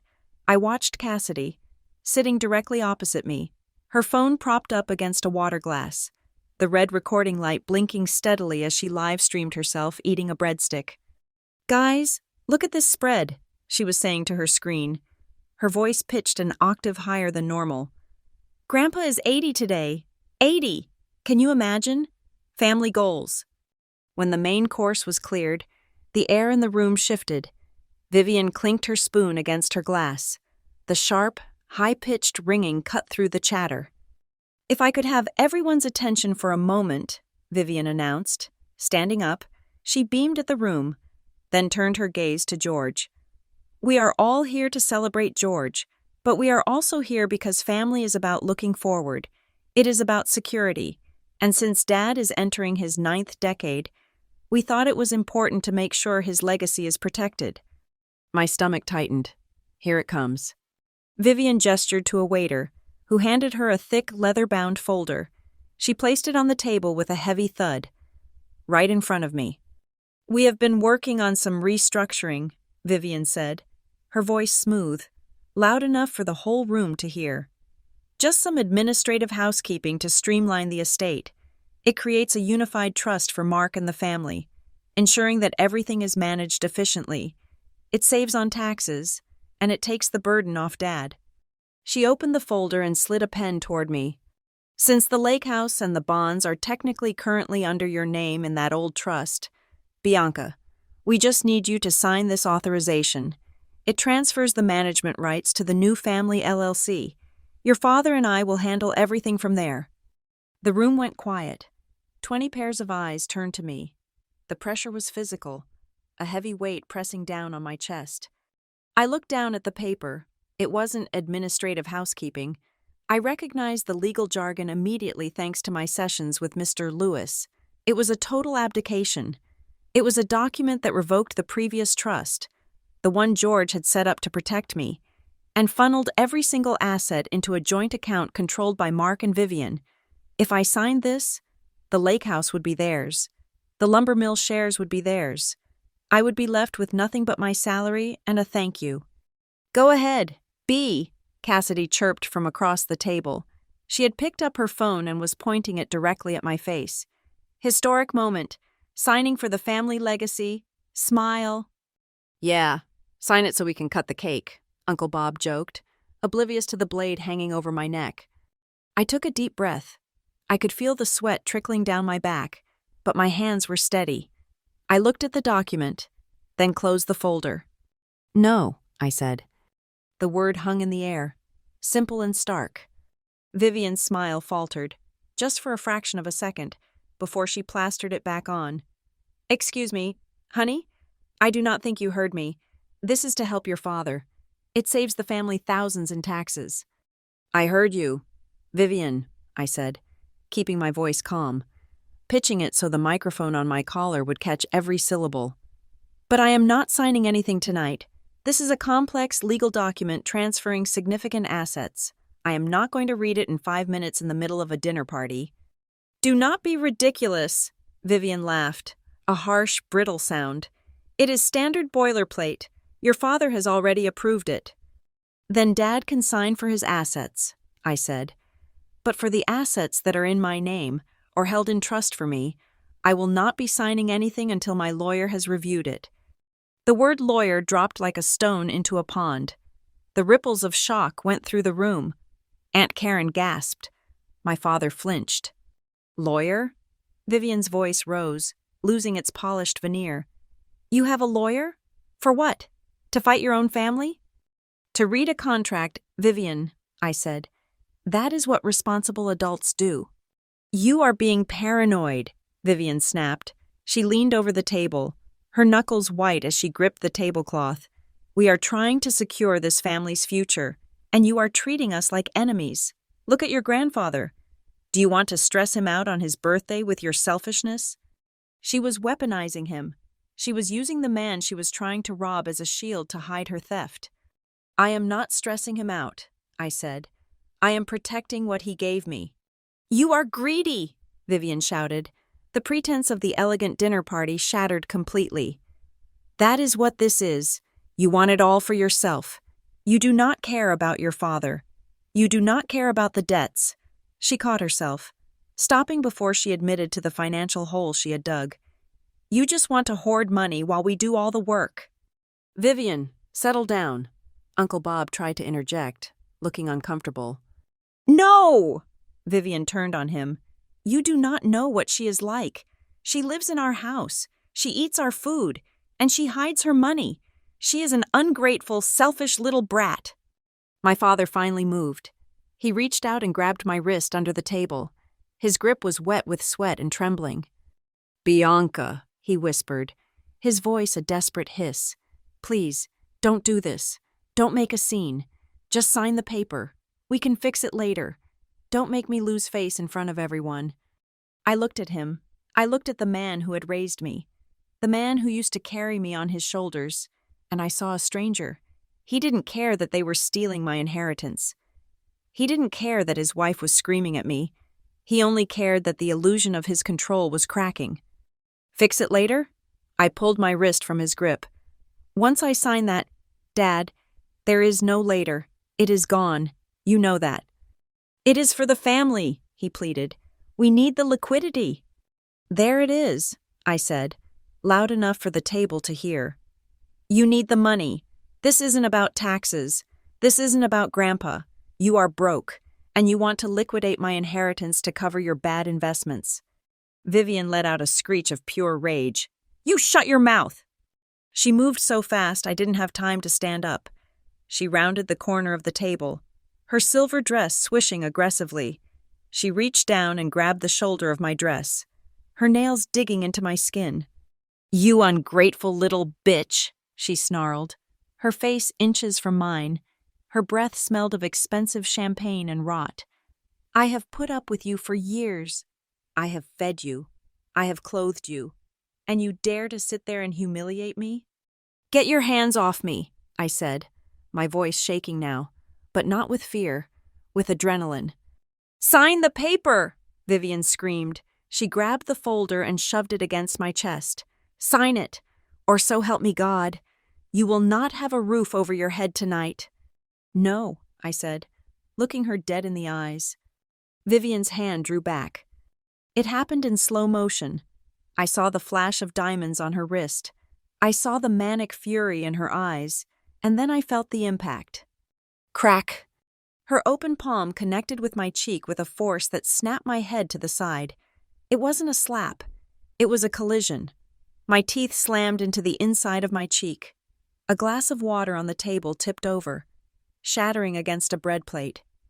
The sound of the slap echoed in the sudden, dead silence of the room. My ear was ringing, a high-pitched whine that drowned out the background music. My face felt like it had been dipped in boiling water. I tasted copper, blood. I sat there, frozen, my hand coming up to touch my cheek. I looked at my fingers. They were trembling. For 3 seconds, nobody breathed. The waiter in the corner had dropped a napkin. Uncle Bob had his fork halfway to his mouth. My father was staring at the tablecloth, refusing to look up. Then, a sound broke the silence. Oh my God, someone giggled. I turned my head. Cassidy was still filming. She had lowered the phone slightly, but the lens was still pointed at me. She was covering her mouth with one hand, but her eyes were dancing with amusement. That was intense, Cassidy laughed, a cruel, bubbling sound. Free drama on Grandpa's birthday. You guys are wild. She looked at her screen, checking the footage. Man, the lighting is perfect. Look at her face. It is already turning red. I looked around the room. I waited. I waited for my father to stand up and scream at his wife. I waited for an aunt to rush over with ice. I waited for someone, anyone, to say, "This is wrong. This is..." But nobody moved. They looked down at their plates. They looked at their wine. They shifted in their chairs, uncomfortable not because I had been assaulted, but because the vibe had been ruined. They were cowards, all of them. They would watch me bleed out on the carpet as long as they didn't have to pay the cleaning bill. The humiliation washed over me, hot and suffocating, but beneath the humiliation, something else was rising. It was cold. It was sharp. It was the realization that I had been holding on to a rope that was not attached to anything. I had been trying to save a family that did not exist. I had been trying to be a good daughter to a man who would let me be beaten to save his own ego. This slap wasn't a punishment. It was a liberation.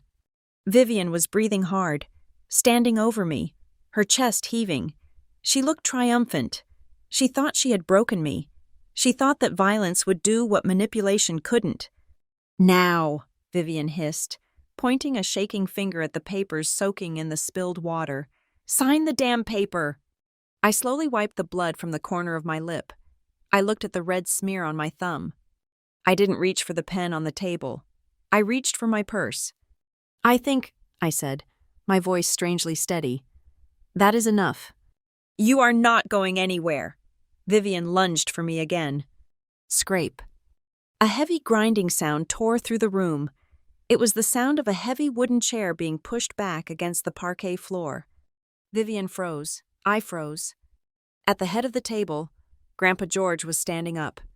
He didn't stand up like an 80-year-old man with bad knees. He stood up like a mountain rising from the sea. His hands were gripping the head of his cane so tightly that his knuckles were white. He wasn't looking at me. He was looking at Vivian. The room, which had been silent before, now felt like a vacuum. The air was sucked out. George tapped his cane once on the floor. Thud. It was a quiet sound, but it carried more weight than Vivian's scream. He took a breath, his chest expanding, his old suit jacket straining across his shoulders. When he spoke, his voice wasn't the gravelly whisper of the grandfather I knew. It was the booming, resonant voice of the man who had run a lumber mill for 40 years, the voice of a man who could shout over saws and machinery. "Vivian," he said. It wasn't a question, it was a summons. Vivian turned to him, her face flushing. "Dad, she was being disrespect." "Silence," George said. The word was absolute. It cut her off at the knees. He looked around the room, his gaze sweeping over every coward sitting at the table, lingering on my father, who was shrinking into his chair. Then he looked back at Vivian. "You just made a mistake," George said, his voice low and terrifyingly calm. "You thought you were disciplining a child, but you just assaulted the owner of this table." He moved his cane forward, taking a step away from his chair. "And I believe," he continued, "that the party is over." The silence that followed the tap of my grandfather's cane was heavier than the silence that had followed the slap. It was a different kind of quiet. The first silence had been born of shock and cowardice. This silence was born of fear. My grandfather, George, stood at the head of the table. He was leaning heavily on the cane, his knuckles white against the dark wood handle, but his posture was rigid. He looked like an old oak tree that had survived 1,000 storms, battered, scarred, but impossible to knock down. He did not look at me. He did not look at my father. He kept his eyes fixed on Vivian, who was still standing over me, her hand half raised, her chest heaving with adrenaline. "Who gave you permission?" George asked, his voice low and trembling with a controlled rage. "To hit my granddaughter on the day of my birth?" Vivian blinked. She looked around the room, searching for the support she usually commanded. She let out a short, nervous laugh, the kind of sound you make when you trip on a sidewalk and try to pretend you meant to jog. "Oh, Dad," she said, her voice pitching up into that sickly sweet tone she used when she wanted something. "Please, do not be dramatic. I was just disciplining her. She was being disrespectful. A little slap never hurt anyone. We are all family here. Let's just sit down and have cake." She reached out to touch his arm, a gesture of familiarity that made my skin crawl. George pulled his arm back as if she were a burning coal. "Do not touch me," he said. Vivian froze, her hand hovering in midair. Her smile faltered, the edges cracking to reveal the panic underneath. George turned his head slowly, ignoring her completely, and looked toward the double doors of the private dining room. A manager in a sharp black suit was hovering there, looking terrified, unsure whether to intervene or vanish. "You," George said, his voice projecting clearly across the room. "Manager, is that you?" "Yes, sir," the man squeaked. "Lock the doors," George ordered. "Nobody leaves this room, and do not let anyone touch this table. Consider this a crime scene." A gasp went around the table. Aunt Karen dropped her fork. It clattered loudly against her china plate.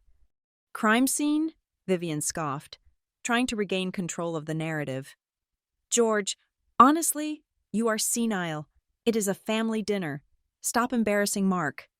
"I am not embarrassed," George said. He reached into the inside pocket of his suit jacket. His hand was shaking, a tremor of age and Parkinson's, but he moved with a deliberation that silenced everyone. He pulled out his smartphone. It was an older model, bulky in his thin hand.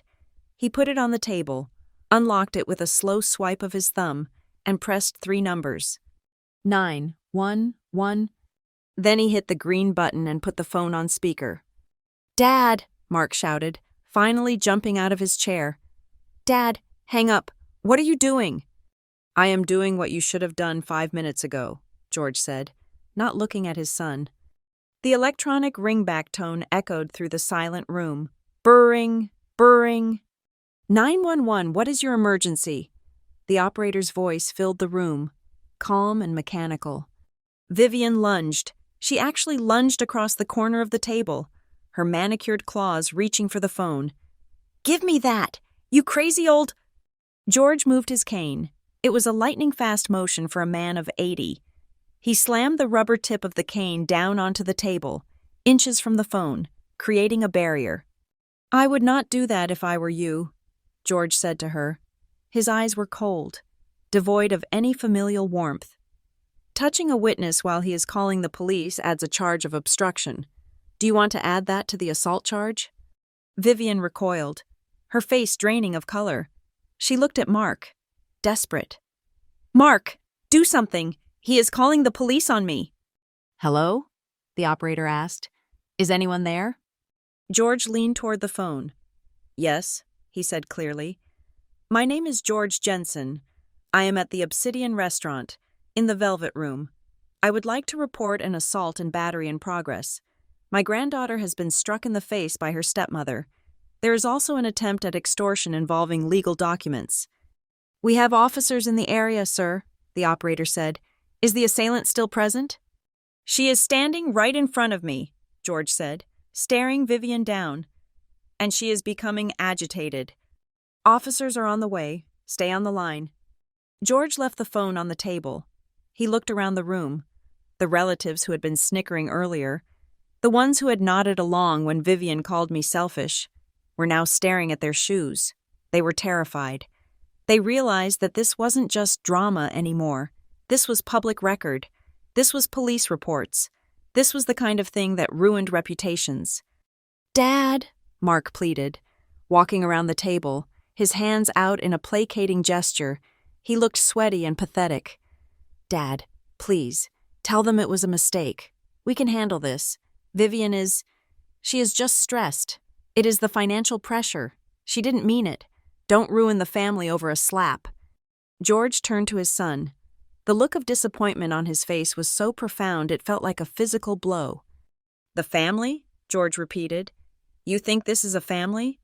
He pointed a shaking finger at me.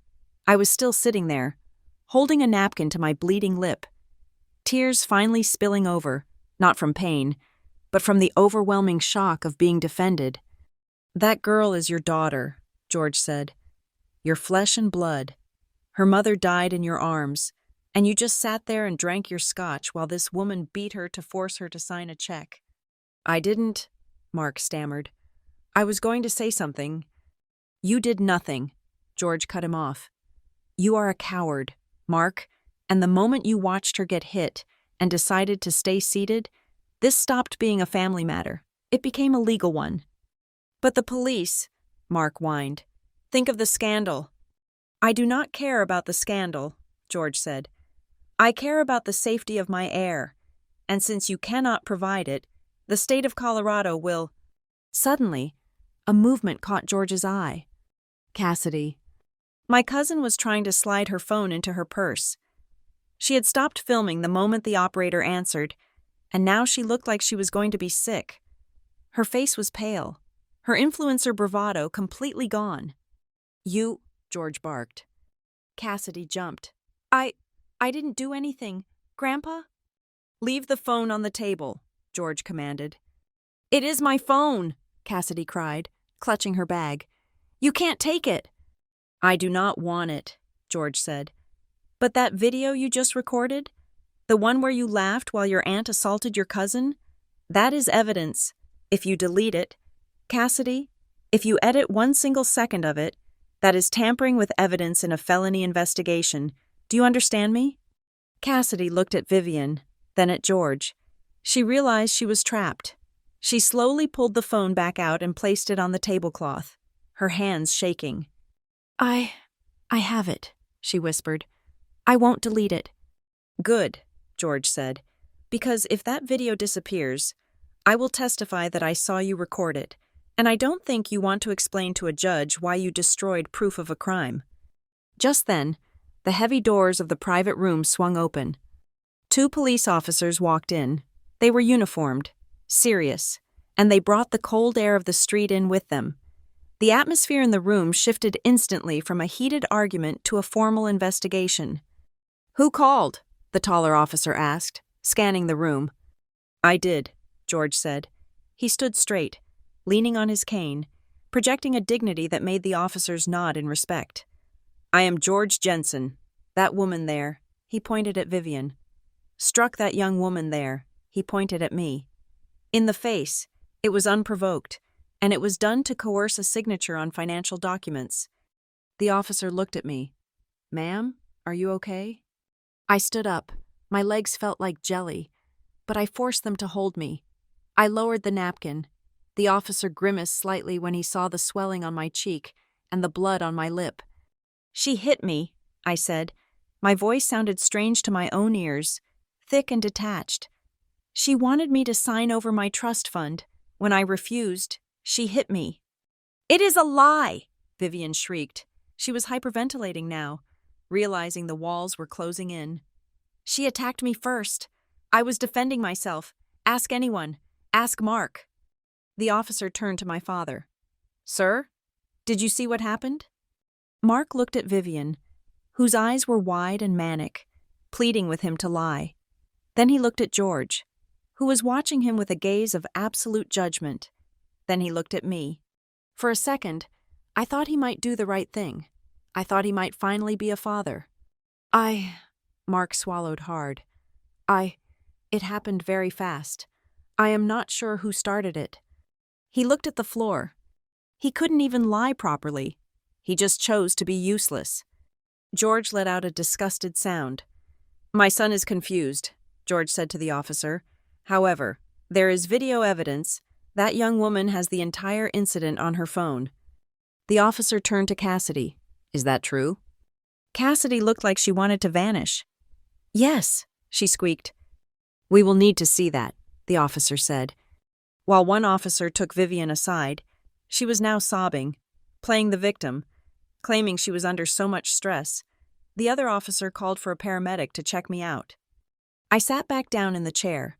A young EMT came in with a kit. He wiped my face with a cool antiseptic wipe. It stung, but the pain felt distant. I watched the room. It was chaos. Vivian was arguing with the police. Mark was sitting with his head in his hands. Aunt Karen was frantically texting someone, probably gossiping. But amidst the chaos, there was George. He walked over to where I was sitting. He moved slowly, the adrenaline starting to fade, leaving him looking older than he had 10 minutes ago. He placed a hand on my shoulder. His grip was warm. Are you all right, kid? He asked quietly. I think so, I whispered. Grandpa, you called the police on your birthday. It was the only gift I could give you, he said. The gift of the truth. He looked at the table, where the folder with the papers lay soggy and ruined in a puddle of spilled water. Officer, George called out. The policeman looked over. Those papers, George pointed with his cane. Those are the motive. She was trying to force a transfer of assets. I want those collected as evidence before someone tries to throw them away. The officer nodded and pulled out an evidence bag. He picked up the soggy folder, the quitclaim deed, the trust transfer, all of it, and dropped it into the plastic bag. I watched the plastic seal shut. That was it. Vivian's plan, my father's debts, the secret plot to steal the lake house. It was all in a bag now, held by the state. Vivian saw it too. She stopped crying. She stared at the bag, her mouth falling open. She realized that by hitting me, she hadn't just committed assault. She had created a physical link between her violence and her greed. She had handed them the smoking gun. This is ridiculous, Vivian shouted as the officer asked her to step outside for a formal statement. I am a respected member of this community. You cannot treat me like a criminal. Ma'am, you can explain it at the station if you like, or you can calm down here, the officer said, his patience wearing thin. But you are detained for questioning regarding domestic assault. As they led her out, she looked back at us. Her eyes were full of hate. I looked up at George. Thank you, I said, for standing up. George looked down at me. He leaned in close, so only I could hear. Do not thank me yet, he whispered. We just fired the first shot, but listen to me. Bianca, do not let anyone tell you to drop the charges. Do not let your father guilt you. Do not let your aunts tell you to keep the peace. He squeezed my shoulder hard. This is not a family matter anymore, he said, his voice grim. From the moment that hand touched your face, This became a court matter, and we are going to win. I nodded. I felt the spy pen clipped to my collar, warm against my skin. I had the recording. Cassidy had the video. The police had the papers. The party was over, but the war had just begun. And for the first time in my life, I wasn't fighting it alone. The fluorescent lights of the Ridgeview police station were humming with a sound that felt like it was drilling directly into my skull. It was a stark, sterile white light, completely different from the warm, deceptive glow of the restaurant chandelier. I sat in an interview room that smelled of stale coffee and industrial cleaner, holding a plastic ice pack against my left cheek. The cold burned, but it was the only thing keeping the throbbing in my jaw from overwhelming me. My grandfather, George, sat in the corner on a metal folding chair. He looked exhausted, his skin gray under the harsh lights, but he refused to leave. Every time an officer suggested he go home to rest, he simply planted his cane firmly on the linoleum floor and shook his head. He was my witness, my guardian, and tonight, my anchor. "Ms. Jensen," the detective said. He was a middle-aged man with tired eyes and a notepad that was already half full. "I need you to walk me through the incident one more time. Start from the moment the papers were presented." I took a breath. My voice was steady, though it hurt to open my mouth fully. "My stepmother, Vivian, placed a folder on the table," I stated clearly. "She told me it was for tax purposes, but I knew it was a quitclaim deed and a transfer of trust assets. She wanted me to sign over the lake house and my inheritance bonds to a joint account controlled by her and my father. When I refused and said I wanted my lawyer to review it, she became aggressive. She screamed at me. She grabbed my dress, and when I still refused, she struck me across the face with an open hand." "And you did not physically provoke her?" the detective asked, his pen scratching against the paper. "You did not raise a hand to her first?" "No," I said. "I was sitting down. My hands were in my lap until she grabbed me." "And the recording?" "My cousin, Cassidy, was filming it," I said. "She was live streaming or recording for her vlog. She laughed when it happened." The detective nodded and stepped out of the room. Through the wire-reinforced glass of the window, I could see into the hallway. Vivian was in the break room across the hall. Not in an interrogation room yet. She was pacing back and forth, her silver dress looking ridiculous and gaudy against the beige walls of the station. She was gesturing wildly to a female officer, playing the role of the distraught mother. I could not hear her through the glass, but I could imagine the script. She would be saying that I was hysterical. She would be saying that I was a troubled young woman who had been disrespecting her for years. She would call it discipline. She would say that families have fights, and that calling the police was an overreaction by a senile old man. She was trying to paint herself as the victim of an ungrateful stepdaughter. But the narrative was about to slip out of her hands. Mr. Lewis, my lawyer, arrived 20 minutes later. He walked into the station wearing a trench coat over his pajamas, carrying a briefcase that looked like it contained nuclear codes. He did not look sleepy. He looked like a shark that had just smelled blood in the water. He went straight to the detective's desk. I watched them talk. Mr. Lewis opened his briefcase and pulled out copies of the trust, the will, and the text messages I had sent him regarding Vivian's previous financial demands. He was connecting the dots for the police. He was showing them that this was not just a domestic dispute. This was not just a slap. This was a violent attempt to coerce a signature on a legal document worth hundreds of thousands of dollars. The detective looked at the papers, then looked back at Vivian. His expression hardened. The investigation had just shifted gears. It was no longer just assault. It was extortion. Then came the issue of the video. I learned later that Cassidy had tried to play dumb. When the officers asked for the footage, she had held her phone to her chest, claiming she had stopped recording before the slap, or that she had accidentally deleted it because she was so traumatized. She was trying to protect Vivian, or perhaps more accurately, she was trying to protect herself from being implicated as an accomplice who laughed at a crime. But the police were ahead of her. "We do not need her phone to establish the assault," the detective told Mr. Lewis, loud enough for me to hear through the open door. "The Obsidian is a high-end establishment. They have security cameras in every private dining room for liability reasons. We already pulled the footage." My heart soared. The camera. The unblinking eye of the truth. "The footage is clear," the detective continued. "The victim, Ms. Jensen, was seated. The suspect, Mrs. Jensen, lunged across the table. There was no physical provocation from the victim. It was a direct, premeditated strike, and frankly, the force used was excessive.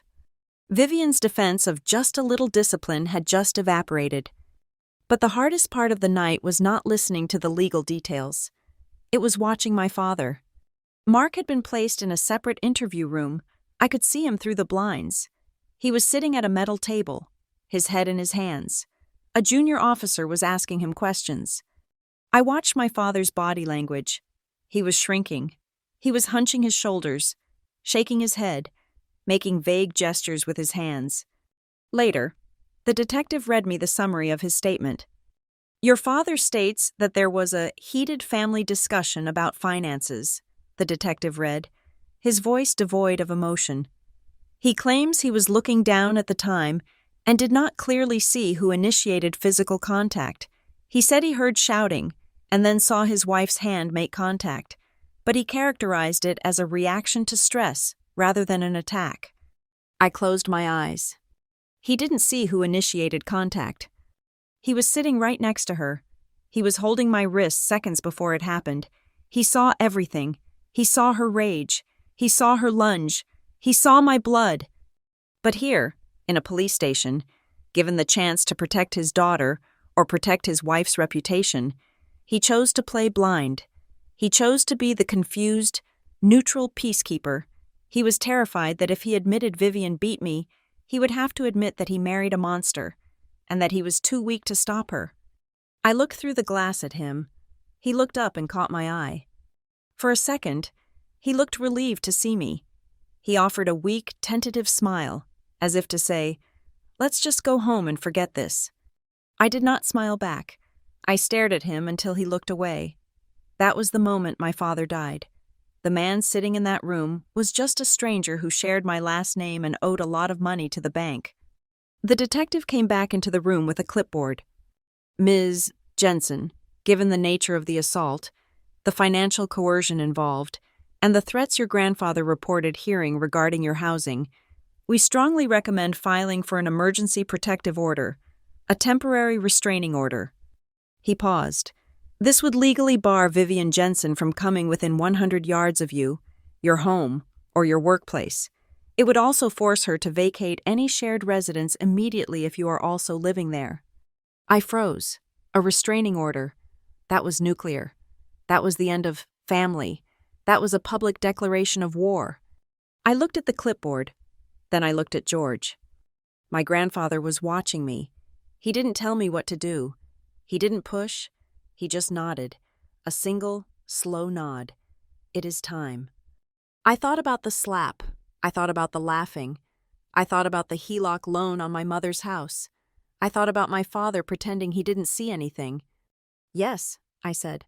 "I want the order." I signed the paper. The pen felt heavy, like I was carving the words into stone. 10 minutes later, the officer served Vivian with the order in the hallway. I heard the scream. It wasn't a scream of fear. It was a scream of indignation. "You are kicking me out of my own house?" she shrieked. "Mark! Mark! Do you hear this? She is throwing me on the street." My father came running out of his interview room, looking panicked. "Officer, surely this is a mistake. We can all go home and—" "Sir, if you interfere, you will be detained," the officer said sharply. "Mrs. Jensen is to surrender her keys to the residence immediately if the victim resides there. She is not to contact the victim by any means." I walked out of the station with Grandpa George and Mr. Lewis. We exited through a side door to avoid the scene in the lobby. The night air was cold and sharp, biting at my exposed skin. My phone began to buzz. I looked down. It was a text from Vivian. Then another. Then another. "How dare you? After everything I did for you, you are destroying this family. Drop the charges.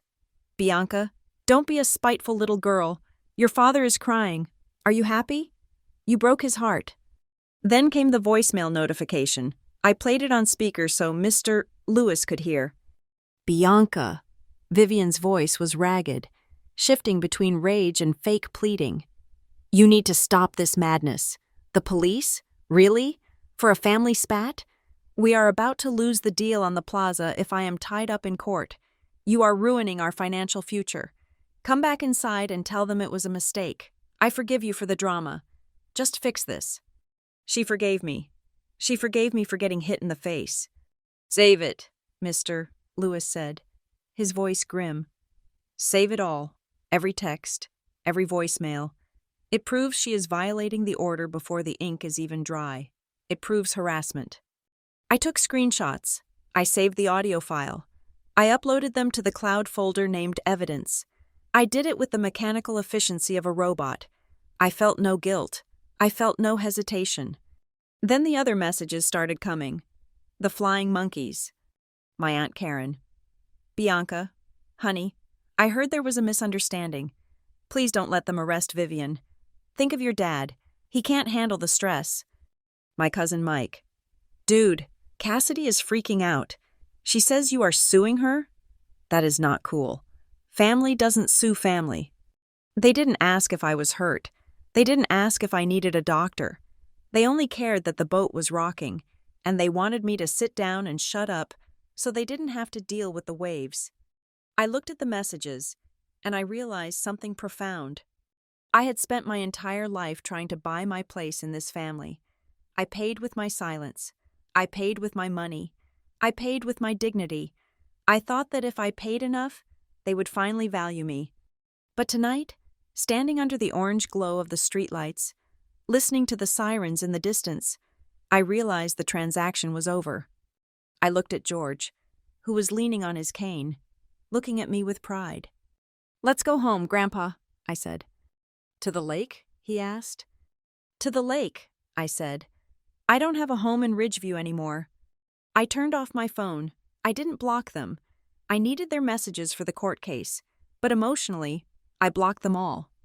I touched my swollen cheek. It throbbed. A steady, rhythmic beat of pain. But it was a clean pain.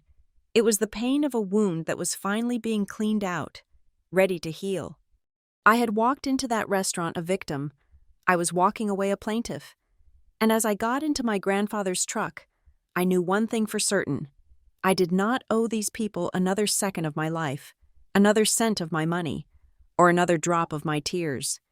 The debt was paid, and now I was going to start collecting what was owed to me. 3 days after the birthday dinner from hell, the war moved from the chaotic battlefield of a restaurant to the cold, clinical trenches of a law firm. Arthur Lewis's office was a place where silence was heavy and expensive. The blinds were drawn against the morning sun, casting long slats of shadow across the mahogany conference table. My grandfather, George, sat at the head of the table. He looked frail physically. His skin was papery, his hands trembling slightly as they rested on his cane. But his eyes were burning with a clarity that scared me. My father, Mark, sat across from me. He looked like a man who had aged 10 years in 72 hours. His shirt was wrinkled, his tie was loose, and he had the hollow-eyed look of someone who hadn't slept since the police took his wife away in handcuffs. There was an empty chair next to him. Vivian was not here. She had tried to come. She had screamed at Mark in the parking lot, demanding to be included in family legal matters, but the temporary restraining order I had signed was absolute. She was legally barred from being within 100 yards of me. If she stepped foot in this building while I was here, she would go to jail. So she was sitting in her car, or at a coffee shop down the street, frantically texting Mark every 30 seconds. Mr. Lewis walked in, carrying a file that was thick enough to be a phone book. He placed it in the center of the table with a heavy thud. "Gentlemen, Bianca," Lewis said, sitting down. "We have a lot to cover." "Let's get to the point," George said, his voice gravelly. "Show him." Lewis opened the file. He didn't speak. He just started sliding papers across the polished wood toward my father. "What is this?" Mark asked, his voice hoarse. "These," Lewis said, Our copies of loan applications, credit line extensions, and withdrawal requests from the last 18 months, all of them are in your name, Mark. All of them are signed by you. Mark picked up the first paper. He squinted at it, confusing clouding his face. I remember this. This was for the remodel. Vivian said we needed to upgrade the HVAC system. Look at the contact address for the lender, Lewis instructed. Mark read the line. V, Sterling Management. That is Vivian's company. Correct, Lewis said. Now look at the second document, the withdrawal from your 401k. That was for tax penalties, Mark said defensively. Vivian said we got hit with a surcharge because of the new bracket. There was no surcharge, Mark, Lewis said gently. I checked with the IRS. Your tax returns were standard. That $40,000 didn't go to the government. It went to V, Sterling Management. Mark went pale. He grabbed another paper, then another. His hands started to shake. I don't understand, he whispered. She said she was consolidating. She said she was investing it to grow the family portfolio. She was investing it, George cut in, his voice sharp. In herself, in bad flips, in covering debts she had before she even met you. George leaned forward. I started suspecting something 6 months ago. Mark, you came to the cabin to sign a birthday card for me, and I watched you sign it. Your hand was shaking. You looked distracted. But more importantly, I saw the pen you were using. It was a cheap promotional pen from a title loan company. George pointed a finger at the stack of papers.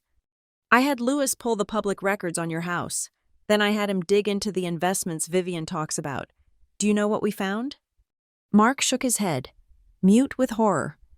We found a Ponzi scheme with one victim, George said brutally. She borrows money in your name, moves it to her LLC to manage it, pays off the interest on previous bad loans, and keeps the rest for lifestyle maintenance. That luxury SUV? Paid for by your home equity. The vacations? Paid for by your retirement. But she is my wife, Mark stammered, tears welling in his eyes. She loves me.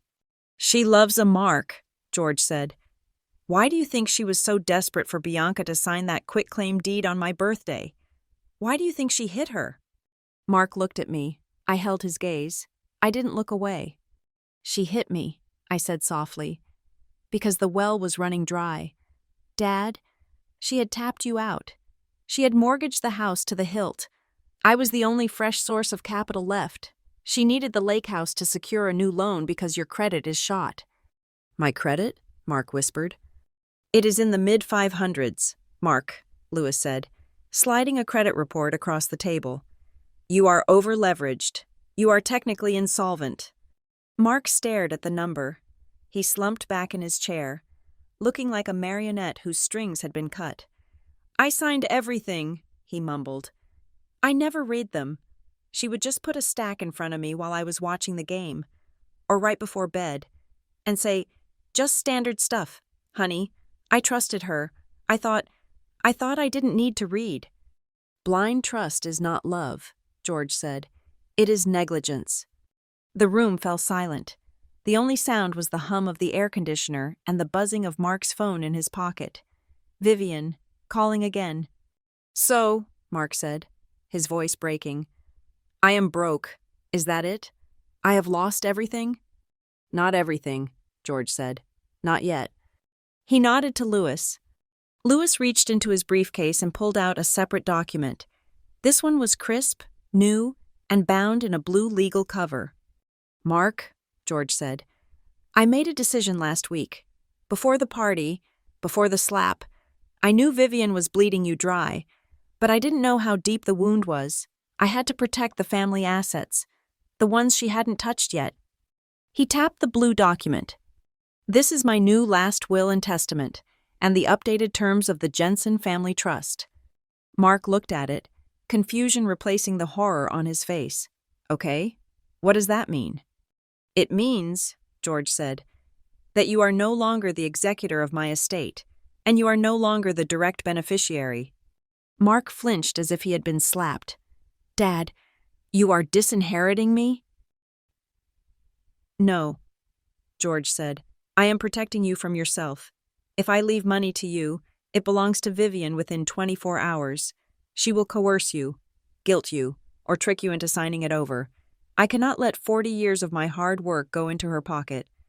George took a breath. He looked at me. "The trust is now structured so that upon my death, all assets, the mill, the land, the cash, go into a protective custody arrangement." He pointed at me. "Bianca is the sole trustee." My mouth dropped open. "What? Bianca?" Mark stared at me, then at his father. "Dad, she is 28. She works in logistics."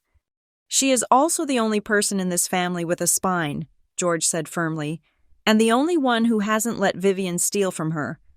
George turned his eyes to me. They were pleading, but also stern. "Bianca, this isn't a reward. It is a job. If something happens to me, you control the purse strings. Your father gets a monthly stipend, enough to live on, enough to be comfortable, but not enough to leverage for a loan. If he needs more, for medical bills, for a car, he has to ask you. And you pay the vendor directly. Vivian never touches a cent." "Grandpa," I whispered, feeling the weight of the responsibility crashing down on me. "Vivian will go nuclear. She will hunt me down." "She is already hunting you," George said. "At least now you have a shield."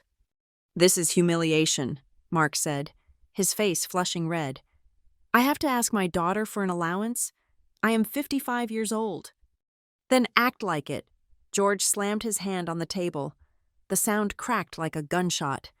"You let that woman abuse your child," George roared, his voice filling the room. "You let her rob you blind. You let her mortgage your dead wife's home.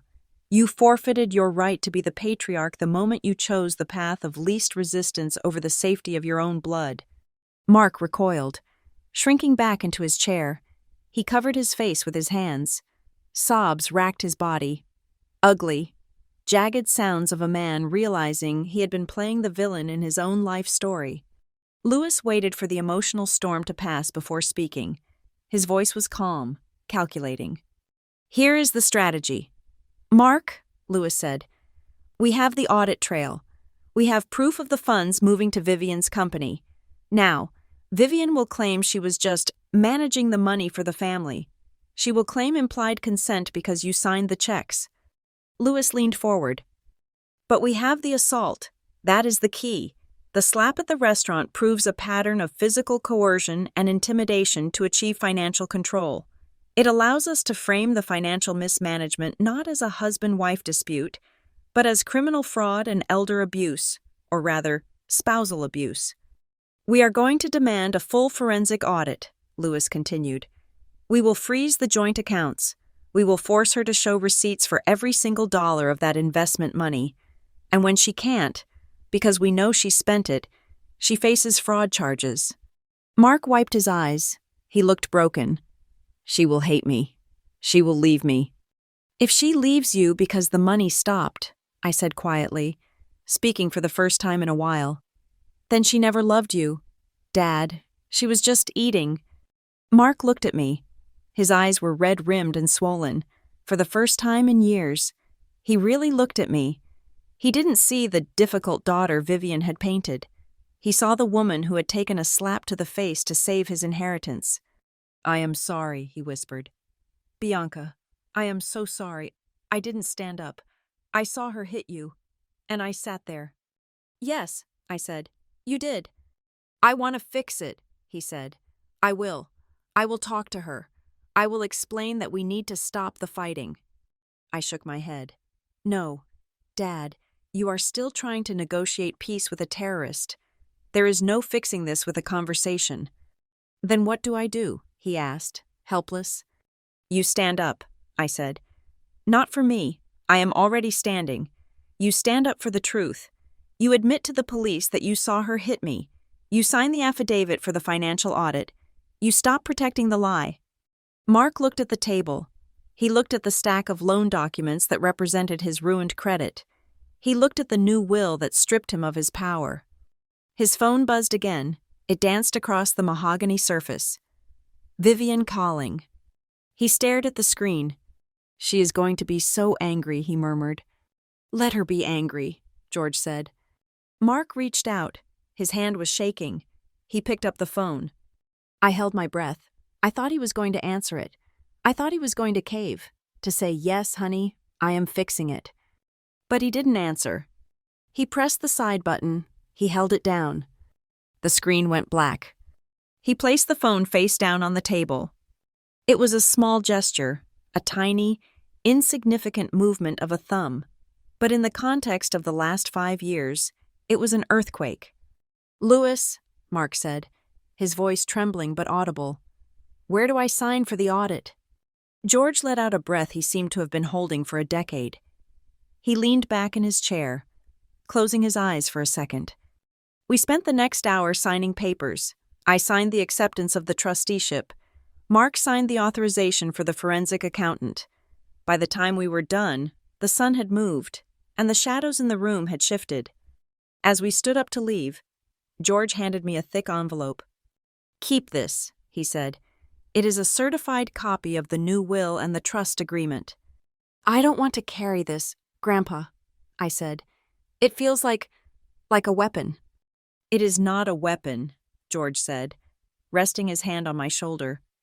"A weapon is what Vivian used. Fear, violence, manipulation. This?" He tapped the envelope. "This is a shield. It protects you. It protects the mill. It protects the lake." He looked me right in the eye, his expression serious. "But listen to me, Bianca. Use it to protect yourself. Do not use it to punish your father more than necessary. Do not use it to become cruel. Power reveals who we are. It revealed Vivian to be a monster. Make sure it reveals you to be the woman I know you are." I took the envelope. It felt heavy. "I will," I promised. We walked out of the office. The waiting room was empty. Vivian wasn't there, but her presence lingered like a bad smell. I looked at my father. He was standing by the door, looking at his darkened phone. He looked lost, like a man who had just woken up from a coma to find his house burned down. "Dad?" I said. He looked up.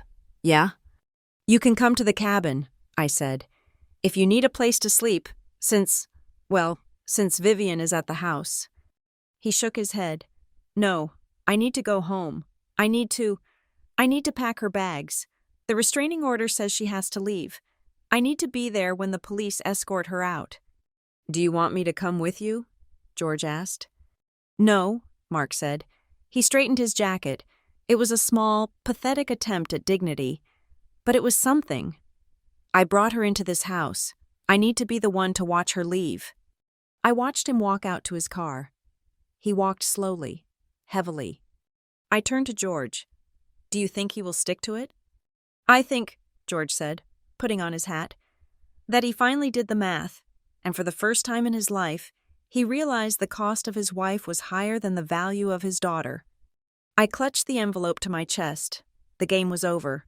Vivian was in checkmate, but looking at my father's retreating back, I realized that in a war like this, even the winners walk away with scars. The Ridgeview County Courthouse does not look like the ones on television. It is a squat brick building that smells of floor wax and old coffee, a place where speeding tickets and divorces are processed with the same bureaucratic indifference. There were no news vans parked outside, no reporters shoving microphones in my face. This was not a celebrity trial. It was just a small-town assault case involving a local family. But in Ridgeview, gossip travels faster than fiber-optic cables. As I walked up the concrete steps, I could feel the eyes on me. People were whispering. A few clips from the birthday dinner had leaked. Not the full video, but enough. A 10-second snippet of Vivian screaming, a blurry still frame of my bleeding lip. The community knew that the perfect Jensen family had imploded, and they were hungry for the details. I had chosen my outfit carefully. I was not wearing black, like a mourner. I was not wearing white, like a victim. I wore a slate gray suit, tailored and sharp. I pulled my hair back. I wore no makeup to cover the fading yellow bruise on my cheekbone. I wanted the judge to see it. I wanted everyone to see it. I was not here to ask for pity. I was here to demand accountability. Inside the courtroom, the air was cold. Vivian sat at the defendant's table. She was wearing a soft pink cardigan and a pearl necklace, trying desperately to project the image of a harmless suburban housewife who had simply had a bad day. Her lawyer was a man named Mr. Sterling, a slick attorney from the city who looked like he charged by the minute. My grandfather, George, sat in the front row of the gallery. He was wearing his Sunday suit, his cane resting between his knees. He looked frail, but his chin was held high. Next to him sat Mr. Lewis, my lawyer, who had a stack of files in front of him that looked like a paper fortress. The proceedings began with the usual legal shuffling. Vivian's lawyer stood up first. He buttoned his jacket and gave the judge a sympathetic smile. "Your Honor," Mr. Sterling began, his voice smooth as oil. "This case is a tragedy, but it is not a crime. What we have here is a family conflict that spiraled out of control. My client, Mrs. Jensen, has been under immense financial and emotional pressure. The alleged assault was a momentary lapse of judgment, a reaction to extreme provocation and disrespect from her stepdaughter. It was a slap, Your Honor, an archaic but understandable form of parental discipline. We ask for leniency." It was a good performance. For a second, I saw a few people in the gallery nod. Just a family spat, just a slap. Then it was Mr. Lewis's turn. He did not make a speech. He simply walked to the podium and connected his laptop to the courtroom projector. "Your Honor," Lewis said, "the defense claims this was a reaction to provocation. We would like to submit Exhibit A, the security footage from the Obsidian restaurant." The screen flickered to life. The video was silent, but the clarity was devastating. It showed the private dining room. It showed me sitting perfectly still, my hands in my lap. It showed Vivian standing over me, her body language aggressive and threatening. It showed the moment she lunged. It showed the impact. It showed my head snapping back. There was no provocation. There was no disrespect visible on tape. There was only a predator attacking prey. Vivian looked down at the table, refusing to watch herself. And Lewis continued, "We refute the claim that this was about discipline. This was about extortion. We submit Exhibit B, audio recorded by the plaintiff during the moments preceding the assault." The courtroom speakers crackled. Then, Vivian's voice filled the room, loud and clear. "Just get her to sign it. Mark, we need the liquidity. Once she signs the quitclaim, we can leverage the lake house." Then, a few minutes later in the recording, "If she does not sign, she is out on the street." The audio was undeniable. It stripped away the stressed mother defense and revealed the cold, calculating greed underneath. The judge, a stern woman with glasses perched on the end of her nose, made a note on her pad. Her expression did not change, but the temperature in the room seemed to drop 10 degrees. Then came Cassidy. My cousin was called to the stand as a witness. She looked terrified. She was wearing a modest dress that I knew she had bought yesterday because the tag was sticking out slightly at the neck. She kept glancing at Vivian, looking for cues. "Ms. Jensen," the prosecutor asked, "did you witness the assault?" I was there," Cassidy stammered. "But I was looking at my phone. I didn't really see who started it." "You were recording it, were you not?" Maybe," Cassidy said, shifting in her seat. "I record a lot of things. It is for my art." "Your art," the prosecutor repeated dryly.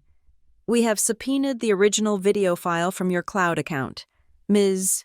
Jensen, would you like us to play it? Or would you like to tell the truth about what you said after your aunt struck the victim?" Cassidy turned pale. She knew what was on that video. She knew that if they played it, the court would hear her laughing.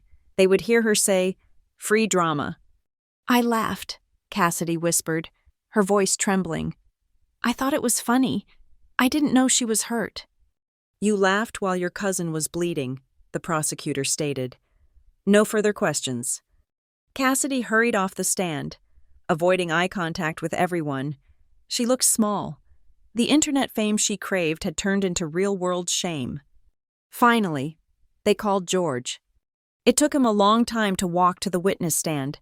The bailiff offered to help him, but George waved him away. He climbed the 2 steps, sat down, and placed his hands on his cane. "Mr. Jensen," the judge asked gently, "can you tell the court what you saw?" George looked at Vivian. He looked at her with a profound sadness that was far worse than anger. "I saw a woman I welcomed into my home betray every vow she ever made," George said. His voice was not loud, but it carried to the back of the room. "I saw her strike my granddaughter because she refused to be robbed." "And how did the rest of the family react?" the prosecutor asked. George paused. He looked at the gallery, where a few of my aunts and uncles were sitting, looking down at their hands. "That was the worst part," George said. "In my 80 years of life, I have seen fights, I have seen accidents, but on my birthday, the most painful thing was not the sound of the slap, it was not the blood, it was the silence of the people who call themselves family. They watched a girl get beaten for protecting her inheritance, and they said nothing because they were afraid of the woman holding the checkbook." The courtroom was dead silent. You could hear the hum of the ventilation system. "That silence," George finished, "is why we are here, because when family acts like a gang, the law has to step in."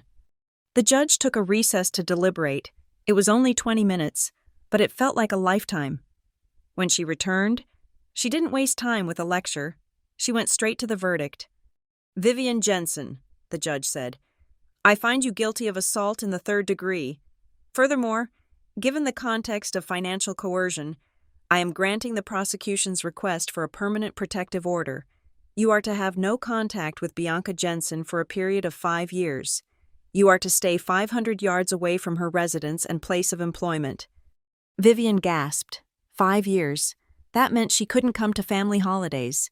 She couldn't come to the lake house. She was effectively exiled.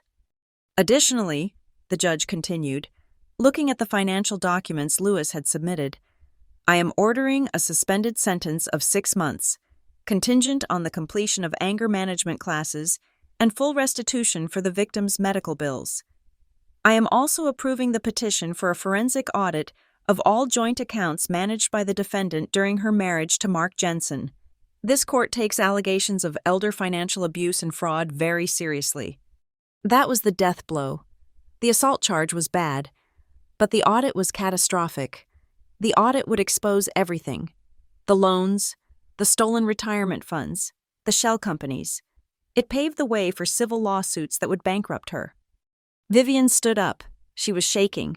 Her face was a mask of pure, unadulterated rage.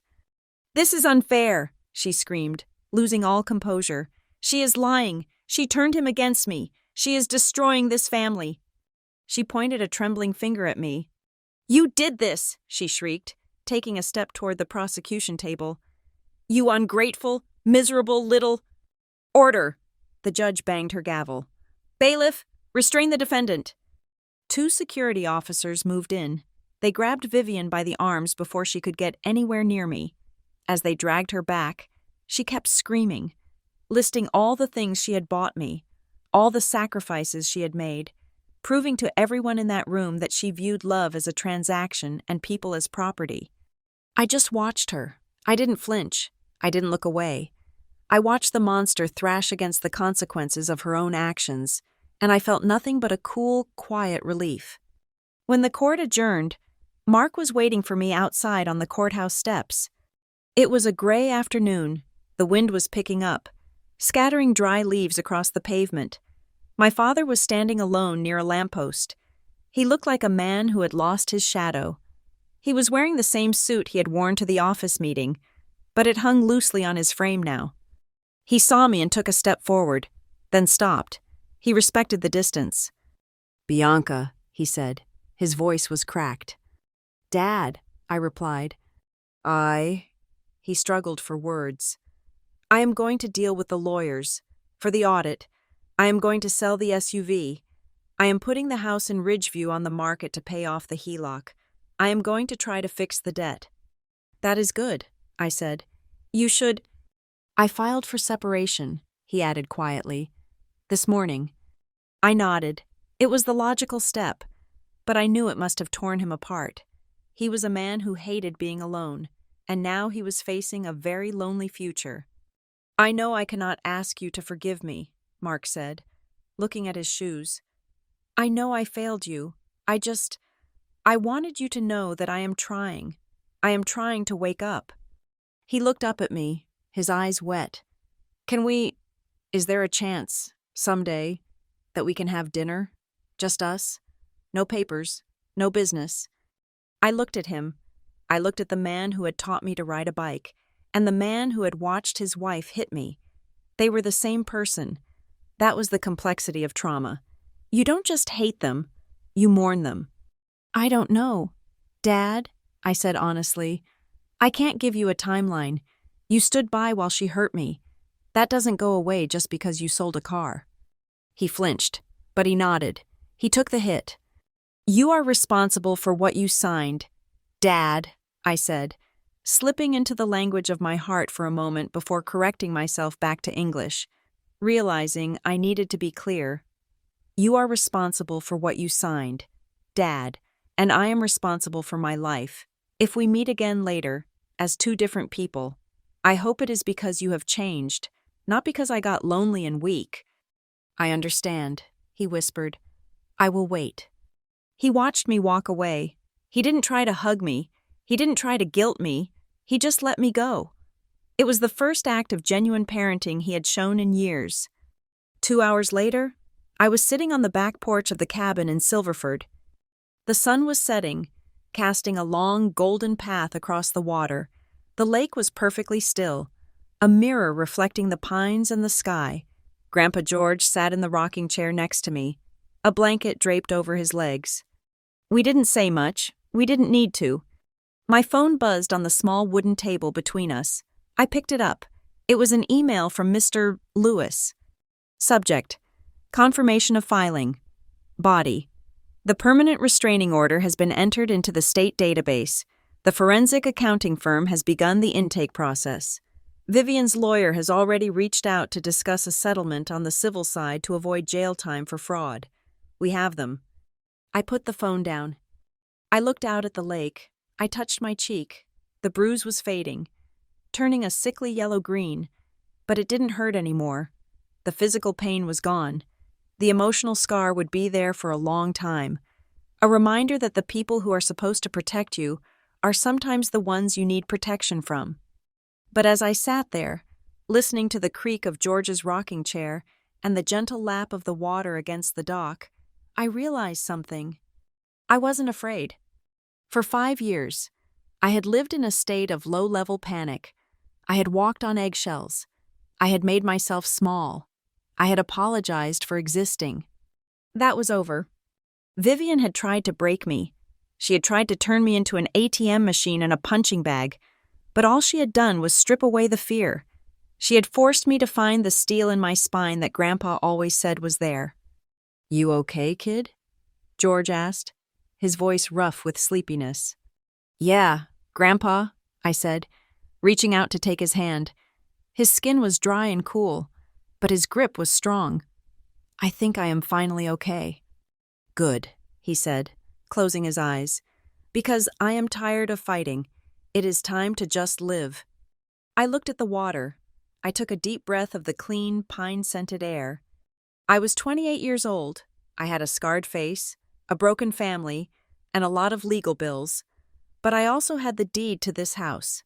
I had my dignity, and I had the knowledge that when the worst happened, I didn't fold. I fought. And I won. Thank you so much for listening to my story. I would love to know where you are tuning in from. Are you listening on your commute, at the gym, or maybe in your own quiet corner of the world? Please leave a comment below sharing your location and your thoughts on Bianca's decision. If you enjoyed this story of justice and resilience, please subscribe to the channel Lila Revenge Stories, like this video, and smash that hype button so more people can hear this story. Who stood up for you when it mattered most? Let me know.